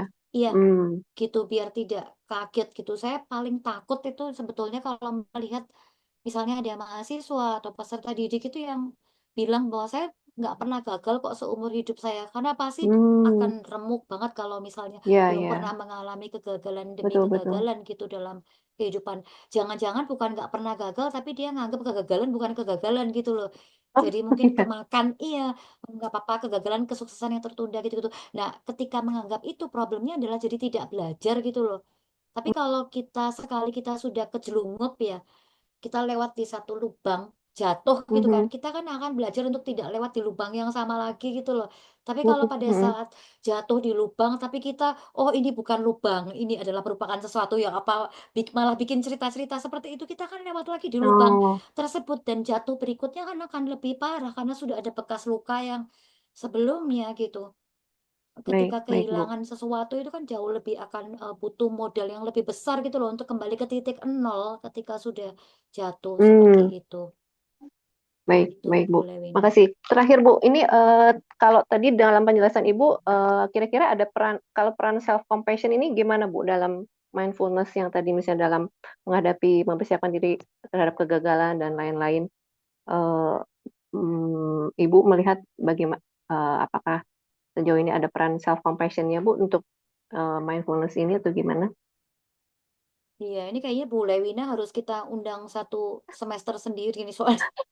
Kalau berbicara, soalnya kalau berbicara mengenai self ini nggak akan cukup dalam slot pertemuan kita ini gitu ya. Tapi pada intinya ya Bu Lewina dan Bapak Ibu semua adalah bahwa istilah self dalam mindfulness ini sendiri itu tidak seperti istilah self yang dipahami dalam psikologi eh, barat gitu loh. Kan Hmm, kalau psikologi secara umum itu akan menganggap bahwa psikologi barat maksud saya ya. Kan kita kalau di Indonesia itu kan kentalnya memang psikologinya dari barat ya. Nah, psikologi barat itu akan menganggap self ini sebagai entitas yang sifatnya itu cenderung menetap gitu loh. That's why kan kemudian ada hmm, tagline ya misalnya temukan jati dirimu seperti itu. Carilah siapa dirimu yang sesungguhnya kayak gitu-gitulah. Be hmm, yourself gitu-gitu loh. Nah, mindfulness ini justru mempertanyakan gitu loh. Pada saat kita sudah hmm, merasa ini adalah saya gitu, kita pertanyakan lagi karena ini pasti akan berubah gitu loh. Yang membuat kehidupan hmm, menjadi kemudian menjadi lebih berat itu kan pada saat kita merasa ini gue banget, ternyata itu bukan bukan kamu gitu karena kamu juga sudah hmm, hmm, hmm, berubah seperti itu. Ibaratnya kalau kita melihat air sungai ya, itu kan seolah-olah air yang sama, padahal sebenarnya airnya kan sudah berubah, hmm. sudah berubah, Iya. sudah berubah gitu loh. Nah, mindfulness itu berbicara mengenai self ya dia seperti itu gitu. Dia menganggap self itu suatu ide, suatu entitas yang akan terus emergent properties istilahnya. Nanti mungkin Bu Webina bisa browsing. Emergent properties. Iya, Ya, jadi properties yang terus-menerus kemudian dia mengalami perubahan dari perubahan. setiap waktu seperti air sungai yang meskipun kita ngelihatnya loh masih sungai yang sama tapi sebenarnya airnya sudah Iya, ya. berbeda. Ketika kita masih tetap menggunakan kacamata kemarin untuk melihat air hari ini, akibatnya kehidupan lewat begitu saja tahu-tahu sudah tahun 2025 gitu loh, kaget kita. Loh kok ini kami nggak belajar apa-apa nih sejauh ini, seperti itu gitu. Nah, Saya Baik. sempat mereview Bu, ini pertanyaannya menarik sekali ya Bu Lewina. Saya sempat mereview satu artikel terkait dengan ini Mm-mm. juga gitu loh. Di dunia barat itu saat ini sedang marak juga yang disebut sebagai loving kindness meditation gitu loh. Jadi Oh iya mindfulness itu ya. kan praktek formalnya itu adalah melalui meditasi mindfulness. Tapi juga Mhm, ada jenis mhm. jenis praktek lain yang dinamakan sebagai meta gitu ya atau loving Iya, kindness meditation gitu. Nah, iya. peneliti ini mencoba untuk melihat gitu loh, Bu, ketika orang mempraktekkan loving kindness meditation ini sebenarnya dia lebih ke arah lovingnya, Mhm, mencintai diri mhm, sendirinya atau kindness-nya ke arah orang lainnya hmm, gitu ya, kebaikan, compassion ke arah orang lain. Nah, ternyata mhm. kebanyakan orang itu tetap saja pada akhirnya tuh arahnya bukan ke arah mindfulness tapi ke arah Epicurean gitu loh. Pada akhirnya karena dia Hmm, dia mencintai diri sendiri, self love, self mhm, compassion mhm. yang seperti itu dan itu tidak berkorelasi bahkan dengan kindness Mindfulness. kebaikannya kepada orang lain. Oh, begitu. Iya, Jadi iya, iya. semakin kita compassion terhadap diri kita sendiri gitu ya, apalagi sampai level yang mencintai diri sendiri gitu seperti narsisius gitu Mhm, ya.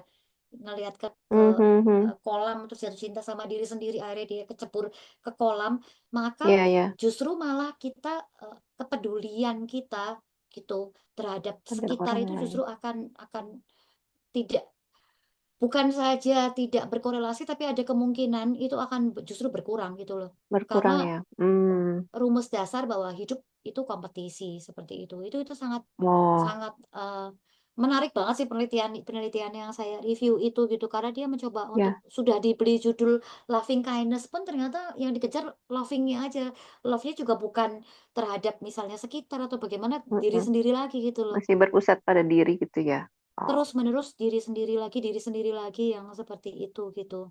ya. Baik. Dan ini memang berbeda Bu Lewina. Ini pada level konseptual dan pada level meditasinya pun ini jenis yang berbeda dengan mindfulness gitu loh.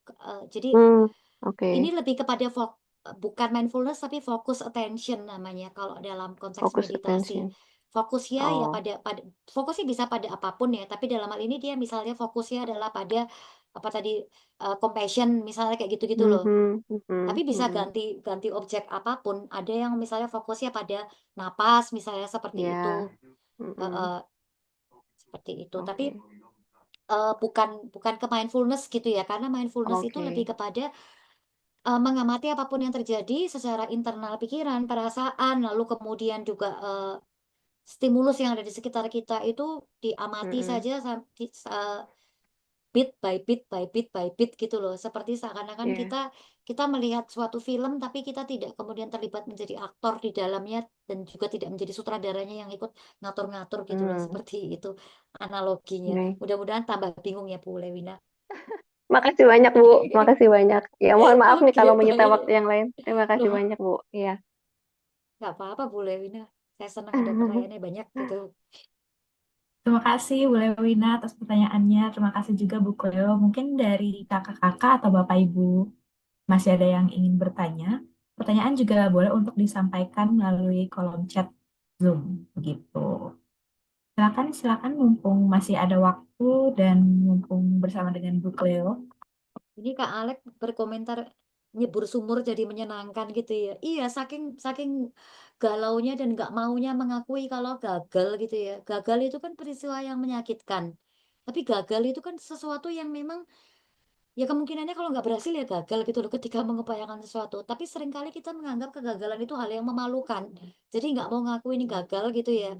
Tapi akhirnya malah justru melakukan banyak hal yang justru malah mempermalukan diri sendiri gitu loh. Dalam rangka untuk menutupi kegagalan yang simply kalau kalau diakui gagal saja sebetulnya bisa akan segera move on sebetulnya untuk melakukan langkah-langkah yang berikutnya. Jadi udah ibaratnya udah kejebur kotor banget gitu. Enggak kok saya, masih bersih, ini masih nggak apa-apa, nggak masalah dibandingkan dengan yang ini masih bagus gitu-gitu. Beragam apologetik itu yang kemudian menciptakan, problem gitu ya juga ketika menghadapi kegagalan tersebut. Baik, Bu Cleo, ini sudah ada yang raise hand kembali untuk Kak Sheila Amara. Silakan untuk bertanya. Halo, selamat pagi Bu Cleo, Miss Ayuin. Halo Kak Sheila, waduh kita ketemu lagi. Sebelumnya terima kasih banyak untuk Miss Ayuin sudah memberikan kesempatan dan juga terima kasih banyak untuk Bu Cleo. Karena kesempatan dari Bu Cleo juga saya bisa belajar psikologi mindfulness sekitar 2 tahun yang lalu mungkin ya Bu ya. Sudah lama banget. Yang saya tanyakan mungkin agak sedikit melenceng dari topik hari ini Bu, tapi ini titipan dari ibu saya karena kebetulan ibu saya itu guru PAUD, jadi lembaga sekolah non formal. Dan kebetulan beberapa murid di sekolah ibu saya itu mereka berkebutuhan khusus. Nah, singkat ceritanya itu saya itu kan setelah SMP, jadi usia remaja itu saya kena ini Bu, lebih saat itu orang tua saya itu merasa ada yang salah. Karena saya tuh tipe belajarnya yang nggak bisa fokus gitu Bu. Jadi setiap kali ada orang jalan saya selalu perhatikan. Tapi di sisi lain saya masih bisa mendengar apa yang diterangkan oleh guru saya waktu itu. Jadi pada waktu itu orang tua saya membawa saya untuk tes psikologi dan ternyata saya diagnosanya itu ADHD. Nah, kebetulan karena saat ini ibu saya itu juga menangani anak ADHD, tapi sayangnya kan saya cukup terlambat nih Bu ketahuannya. Jadi kan kalau ADHD itu sendiri kan kayak gangguan fokus kan Bu ya. Jadi kita kesulitan untuk fokus dalam satu hal, tapi kita bisa melaksanakan beberapa hal secara bersamaan. Tapi di sisi lain kan dari mindfulness sendiri itu lebih kayak multitasking itu lebih kayak hal yang eh, apa sih Bu namanya waktu itu Bu Cleo sempat sebut, saya sedikit lupa. Jadi ibu saya itu tanya gimana sih caranya menerapkan mindfulness itu sendiri untuk meraih atensi dari anak ADHD itu sendiri Bu. Seperti itu Bu Cleo mungkin singkatnya. Terima kasih banyak Bu Cleo atas kesempatannya. Baik, terima kasih Kak Sheila atas pertanyaannya. Ya, memang di luar sana itu ada banyak kemudian varian-varian dari program mindfulness itu sendiri gitu loh Kak Sheila. Tadi kan yang sempat didiskusikan tadi yang namanya MBSR, lalu kemudian MBCT ya. Nah, nanti bisa dicari juga yang terkait dengan mindfulness yang spesifik untuk kasus-kasus ADHD gitu loh. Jadi saat ini itu dalam perkembangannya memang untuk mindfulness sendiri itu sudah dibikin Taylor gitu loh. Apa ya? Taylor itu apa ya Bu Airin? Eh, Dibikin supaya kontekstual sama apa problem yang kemudian ditemui. Jadi tidak disamaratakan untuk seluruh problem. Nah, eh, kenapa itu dilakukan?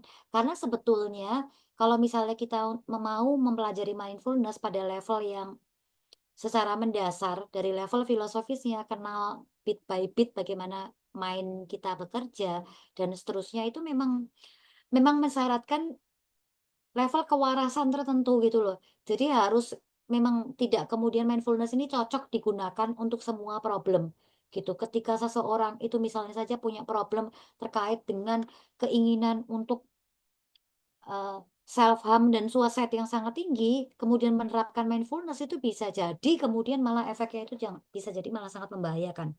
Seperti itu. Ini disclaimer juga sekalian gitu ya. Tidak tidak berarti mindfulness ini seperti minyak bulus gitu yang kemudian snake oil yang semua problem ini bisa disolusikan dengan mindfulness gitu loh, Kak Stella. Kalau misalnya problemnya adalah harus segera melunasi utang gitu ya, kan nggak bisa disolusikan dengan mindfulness juga, solusinya adalah utangnya segera dilunasi gitu, kayak gitu.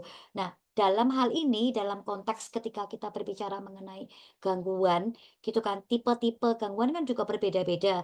Betul mindfulness itu salah satu kemudian fokusnya adalah terhadap atensi dan karena yang ADHD ini kemudian problemnya adalah di problem atensi, maka dengan misalnya saja program-program mindfulness yang terkait dengan ADHD ini bisa diterapkan seperti itu pada level atensinya. Cuma Kak Sheila juga perlu mengingat ya uh, sebagai sebuah sistem yang sifatnya kompleks gitu ya. Pada saat seseorang itu kemudian kemampuan atensinya katakanlah bisa lebih fokus, katakanlah seperti itu ya. Ketika mengikuti programnya mindfulness ini bukan tidak mungkin kemudian akan mengandung konsekuensi terhadap aspek-aspek lain di dalam diri yang bersangkutan gitu loh. Jadi itu bisa jadi kemudian akan mempengaruhi nanti dia secara emosional dia seperti apa, kayak begitu. Nanti akan mempengaruhi bisa jadi decision making-nya jadi kayak gimana. Jadi tidak sistemnya itu bukan sistem yang isolated gitu loh Kak Sela. Terpahami nggak? Pada saat satu simptom dikurangi, bisa jadi simptom yang lain jadi meningkat, bisa jadi simptom yang lain ini kemudian juga ikut berkurang dan sebagainya gitu. Karena ini adalah suatu sistem yang kompleks, mendelete satu file dari suatu sistem, ini kan nanti jaringan-jaringan yang ada di sekitarnya juga akan ikut terpengaruh gitu loh.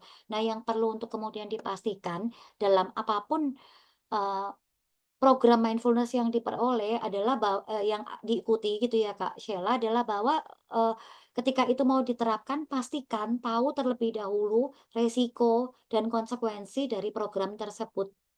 Seperti itu Kak Sheila. Jadi tidak hanya fokus pada ini efikasinya berapa gitu ya.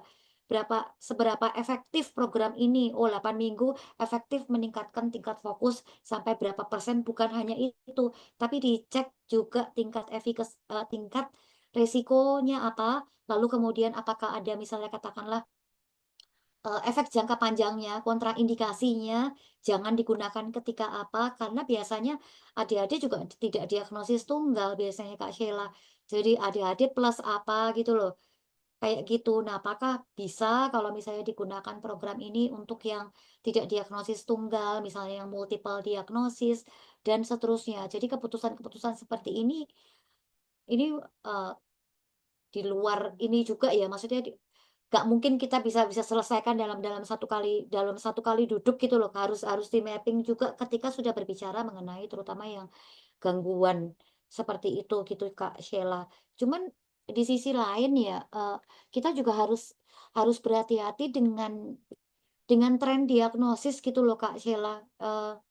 ADHD ini sempat menjadi tren diagnosis beberapa tahun yang lalu sebelum kemudian muncul tren diagnosis yang namanya autis ya, betul ya Kak?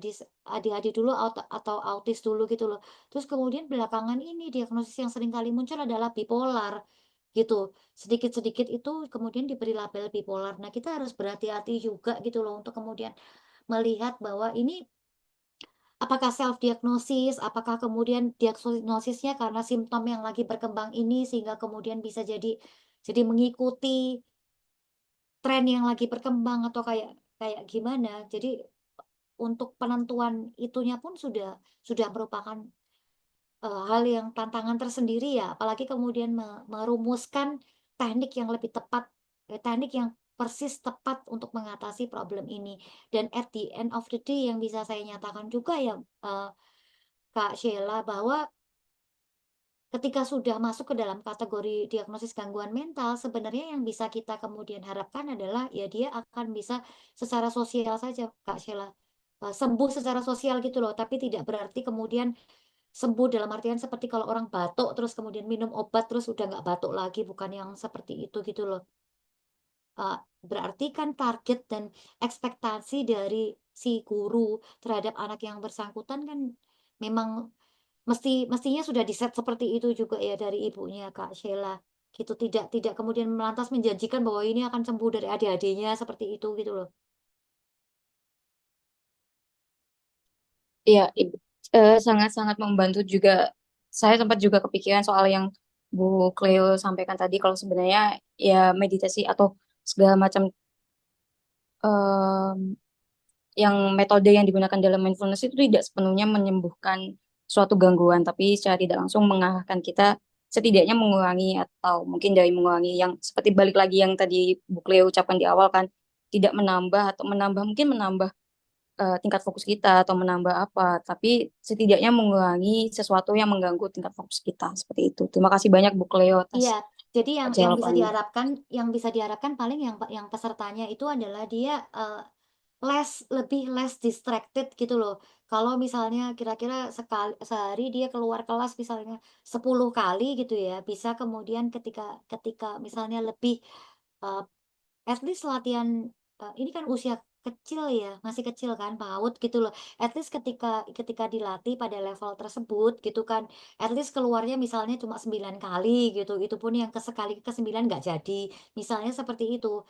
Jadi lebih pada memang indikatornya itu memang harus sangat konkret juga untuk kemudian mengamati perubahannya gitu loh, Kak Sheila. Terima kasih pertanyaannya, mudah-mudahan terjawab ya.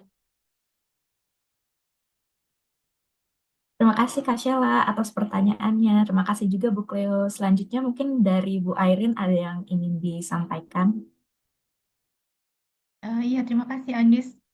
Saya ingin bertanya sih, soalnya saya melihat belum ada pertanyaan lagi yang lain. Jadi ini di menit-menit terakhir. Eh, Ibu, saya ada pertanyaan terkait kaitannya mindfulness dengan motivation gitu, atau biasanya kalau di dunia pendidikan tuh students motivation. Nah, em, yang saya pelajari itu manusia itu kan belajarnya otaknya itu belajarnya dari reward and punishment gitu, seperti kayak kalau nggak salah classical conditioningnya Pavlov gitu. Jadi di ruang kelas sendiri itu cara pengajar memotivasi siswanya itu dengan akhirnya dengan reward and punishment juga gitu.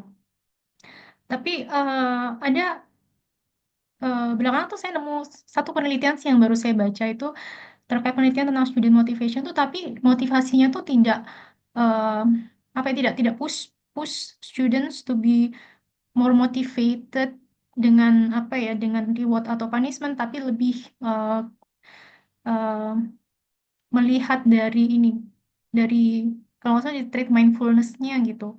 Jadi ternyata mereka yang lebih mindful tuh em, bisa lebih motivated untuk belajar gitu. Mungkin Bu Cleo bisa kasih pandangan terkait hubungannya mindfulness sama motivasi seperti apa gitu, Bu. Or maybe should we invest on mindfulness gitu dalam dunia pendidikan untuk sebenarnya untuk meraih prestasi akademik gitu, Bu. Terima kasih. Sebenarnya istilah motivasi dan motivator itu kayaknya udah tren yang outdated ya kayaknya. Beberapa tahun yang lalu gitu. Wah, pokoknya motivator, motivasi itu sesuatu yang oke banget dianggap solusi dari semua problem gitu loh. Kalau sekarang yang dianggap solusi dari semua problem itu adalah healing inner child misalnya kayak kayak begitu gitu loh. Jadi tren yang kemudian muncul dari waktu ke waktu gitu. Nah, pendekatan yang akan saya gunakan sih kalau membahas itu karena saya fokusnya adalah pada psikologi emosi ya. Jadi pendekatan yang akan digunakan itu melihat bahwa motivasi itu just another dimension of emotion gitu. Jadi dalam emosi itu kan ada valensi ya, tadi perasaan menyenangkan, perasaan tidak menyenangkan. Ada juga aspek intensitasnya, seberapa kita excited terhadap sesuatu gitu loh. Nah, excitement terhadap sesuatu atau arousal atau intensitas itu bisa tinggi, bisa rendah. Nah, pada saat seseorang itu kemudian dia valensia positif dan dia intensitasnya tinggi, itu yang disebut dalam tanda kutip termotivasi gitu loh. Seringkali yang diberikan label adalah seperti itu, gitu. Jadi kalau misalnya apa sih yang model-model ini loh, ayo semangat semangat gitu kan sambil lunjak-lunjak itu kan termotivasi gitu. Apakah kemudian itu akan necessarily menjamin hasil yang lebih baik? Ya nggak ada hubungannya sebetulnya. Kayak begitu. Jadi lebih kepada ketika belajar mindfulness itu despite your level of arousal, despite your valencia, terlepas dari mau arausalnya mau tinggi atau rendah, valensinya mau tinggi atau rendah, menyadari gitu loh kalau ini tidak dikerjakan maka akan ada kemudian resiko dan konsekuensi yang mengiringi dari ketidakpengerjaan tugas ini.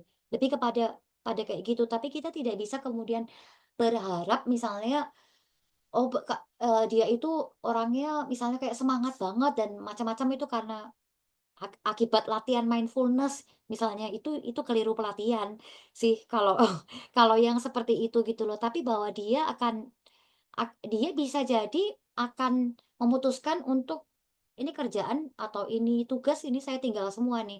Tapi dia akan disebut sebagai mindful ketika dia menyadari bahwa konsekuensi meninggalkan pekerjaan tersebut itu membawa resiko yang membahayakan bagi dirinya sendiri maupun ya orang-orang yang sudah menginvestasikan energi, waktu, biaya untuk dia seperti itu gitu dan dia siap menghadapi resiko itu. Lebih kepada kayak begitunya Bu Airin. Iya, terima kasih Bu. seringkali kalau misalkan ini pendidikan untuk anak-anak gitu Bu, kita biasanya kan ngasih tahu konsekuensinya tuh kan belum banyak pengalaman kalau anak kecil gitu ya. Oh, Terus kalau anak kecil itu sangat sangat berbeda ya. Jadi kalau misalnya kita berbicara mengenai anak kecil ya, reward mekanisme mekanisme reward dan punishment-nya itu, terutama mekanisme punishment-nya itu harus bekerja dengan konkret dan disiplin gitu. Jangan jangan kemudian apa namanya, disamaratakan gitu loh dengan orang dewasa. Sama seperti misalnya apakah saya tadi mengatakan ya misalnya obsesi sama validasi gitu loh. Kalau anak kecil ya dia membutuhkan validasi untuk dia tahu gitu loh bahwa ini tuh oke, ini tidak oke gitu loh. Terus nanti takutnya nanti jadi alasan bahwa katanya nggak butuh validasi berarti dikerjain apa aja terserah dia kayak gitu. Bukan yang seperti itu. Yang menjadi problem adalah ketika validasi itu dijadikan sebagai token yang harus terus-menerus dihadirkan ketika seseorang sudah mulai beranjak remaja, ketika sudah dewasa, butuh untuk di-reward terus, butuh untuk dipuji terus, butuh untuk diberi clue apa yang harus dirasakan, apa yang harus dilakukan, apa yang harus diputuskan. Itu yang menjadi problem gitu loh. Tapi kalau pada anak-anak, saya sangat sangat setuju untuk terutama sebenarnya juga adalah ya ngasih contoh ya. Jangan bilang bahwa kamu nggak bisa fokus banget sih, dia mau yang fokus sama tugas tapi orang tuanya juga sambil mainan handphone, sambil apa, sambil sini-sini kayak gitu-gitu ya. Itu anak tidak belajar, tidak akan menangkap kata-katanya, itu yang ditangkap lebih kepada apa yang dilakukannya, kan perilaku konkret yang muncul di hadapan dia yang akan ditiru. Lebih kepada gitu Bu Airin. iya Bu, saya ingat juga misalkan waktu kecil itu em, enggak tahu nih, ini nyambung atau enggak, dikasih taunya tuh tentang konsekuensi misalkan sampai sore nggak pulang-pulang gitu main terus nanti kamu diculik kuntilanak gitu kayak gitu gitu Bu. Jadi ngasih tahu konsekuensi itu kayak bisa kayak mitos gitu loh. Maksudnya pertanyaannya apa Bu? Enggak, saya sharing aja kalau kalau memberitahu anak-anak itu kan biasanya karena kan mereka biasanya belum pengalamannya belum banyak gitu. Jadi kadang-kadang kalau misalkan orang Yang tua udah penting desperate itu ngasih taunya itu dengan mitos gitu loh, Bu. Iya, Iya. yang penting lebih penting adalah apa yang relevan untuk dia gitu loh.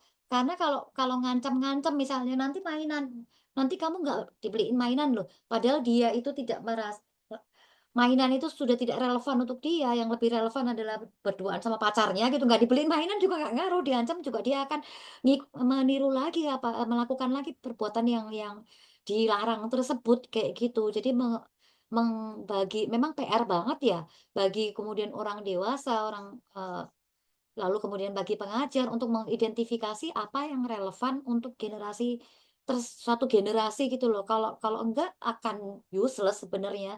Mau mau memberikan reward dan punishment seperti apapun gitu tiwas apa galak cuma dapat capeknya aja tapi efektifnya tidak seperti itu. Iya, mungkin kalau anak sekarang tuh kalau gadgetnya diambil tuh langsung tuh frustrasi gitu.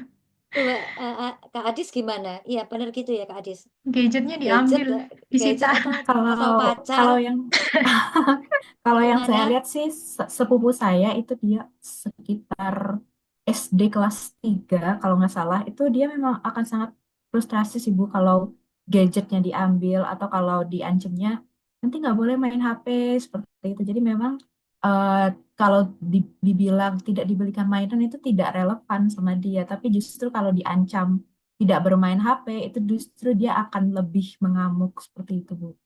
Nah, problemnya kan sebenarnya bukan bukan di gadgetnya gitu ya, tapi karena itu suatu suatu kondisi yang pasti sudah tidak bisa terhindarkan dan jadi malah konyol gitu loh ketika tidak diberikan akses terhadap hal tersebut. Problemnya adalah kontennya apa gitu loh di situ. Kontennya TikTok kayak gitu kan untuk usia yang misalnya katakanlah masih masih berada pada level perkembangan kognitif yang awal-awal misalnya seperti itu. Kenapa misalnya tidak diisikan misalnya aplikasi untuk gambar itu yang bagus-bagus itu kan banyak gitu ya. Kenapa nggak diisi itu? Jadi dia bisa gambar dengan menggunakan gadget misalnya seperti itu gitu loh. Jadi aktivitas yang oleh generasi yang sebelumnya itu dilakukan misalnya secara fisik langsung gambar itu kan di tembok ya dulu ya. Gambar di tembok atau di kertas atau apa ini digantikan di gadget gitu loh. Jadi tidak aktivitas yang pasif pasif viewing atau misalnya yang kemudian dia tidak belajar apapun dari situ atau malah justru belajar yang aneh-aneh gitu loh. Jadi bukan bukan gadgetnya per se, tapi konten dimoderasi kontennya itu loh sebenarnya yang juga kemudian menjadi salah satu mekanisme yang bisa dilakukan dalam rangka agar sebagai pendidik gitu ya Bu Airin untuk stay relevan gitu. Kalau enggak wes dianggap bukan hanya outdated tapi ya sudah nggak relevan, nggak ngaruh lagi seperti itu.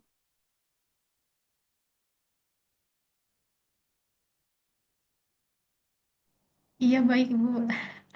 Terima kasih untuk jawabannya. Sepertinya kita udah close to end of session ini. Ya, silakan, Andis. Ada ini yang bertanya ya penerapan mindfulness. Boleh dijawab atau enggak? Ya, silakan Bu Cleo kalau mau menjawab. Mungkin jadi Iya. pertanyaan terakhir juga dari sesi Oh, kita. oke, oke.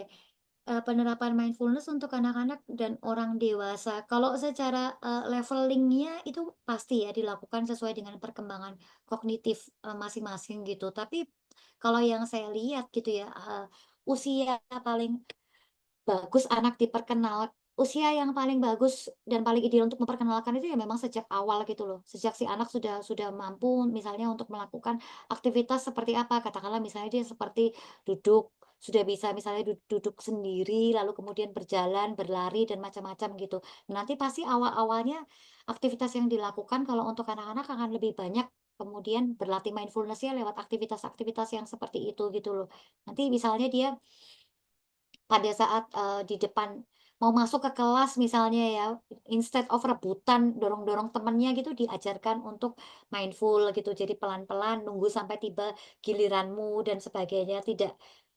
Kamu tidak perlu terburu-buru menuju ke sesuatu misalnya, lebih lebih pada kayak gitu. Memang memang akan ada kemudian perbedaannya. Baru kemudian nanti, tapi anak juga sudah mulai bisa diajarkan juga bahwa misalnya saja dituruti beli mainan gitu ya, nanti berapa lama lagi akan minta mainan baru lagi, akan minta mainan baru lagi. Jadi pelan-pelan diajarkan mengenai nature dari bagaimana human mind bekerja itu juga akan lebih bisa dilakukan ketika usianya sudah mulai dari awal kehidupan gitu loh. Ketimbang misalnya ya kalau udah umur-umur sekitar ini kayaknya belajar mindful itu memang ya yang ada pasti resistensinya itu pasti akan jauh lebih besar gitu loh, karena sudah terlanjur terlalu nyaman dengan kehidupan yang serba mindless, kebanyakan itu seperti itu gitu, lebih lebih nyaman, ya lebih lebih enak seperti ini nggak apa-apa deh, lebih kepada kayak begitu, gitu.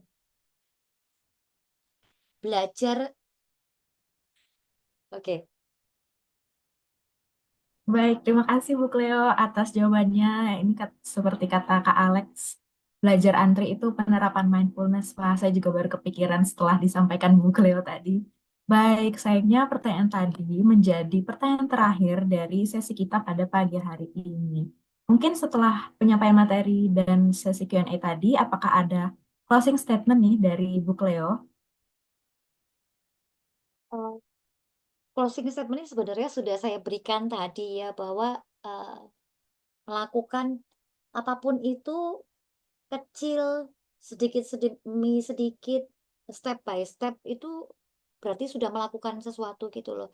Apakah sesuatunya itu kemudian baik atau buruk gitu ya, kalau harus diberi label seperti itu, atau bermanfaat atau tidak, itu di kemudian hari akan tetap datang dan mewarnai kehidupan kita.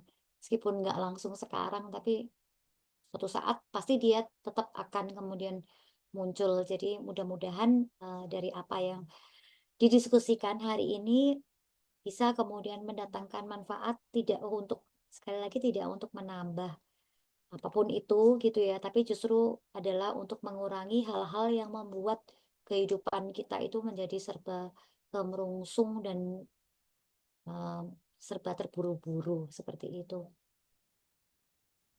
Wah, terima kasih Bu Cleo. Setelah penyampaian closing statement dari Bu Cleo tadi, ada baiknya sebelum sesi benar-benar diakhiri, kita foto bersama terlebih dahulu. Mungkin untuk Bapak Ibu atau kakak-kakak yang bisa on cam, silahkan on cam, saya tunggu.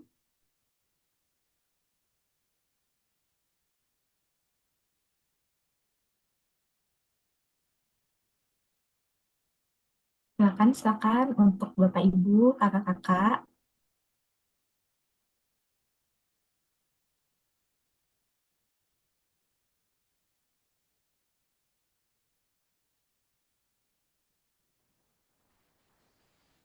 Ya, apa ada yang mau on cam lagi?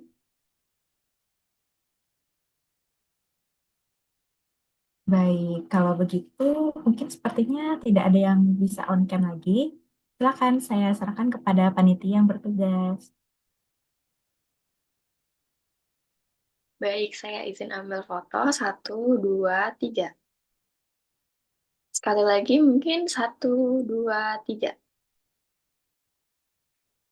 Sudah, terima kasih.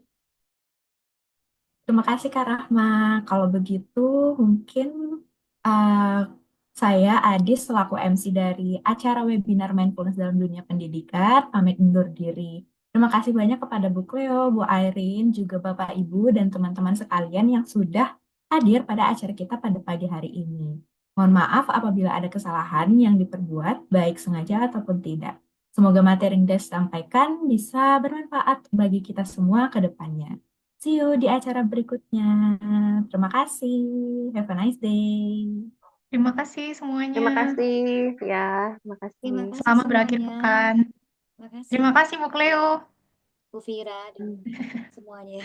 Oke. Pamit ya. Iya.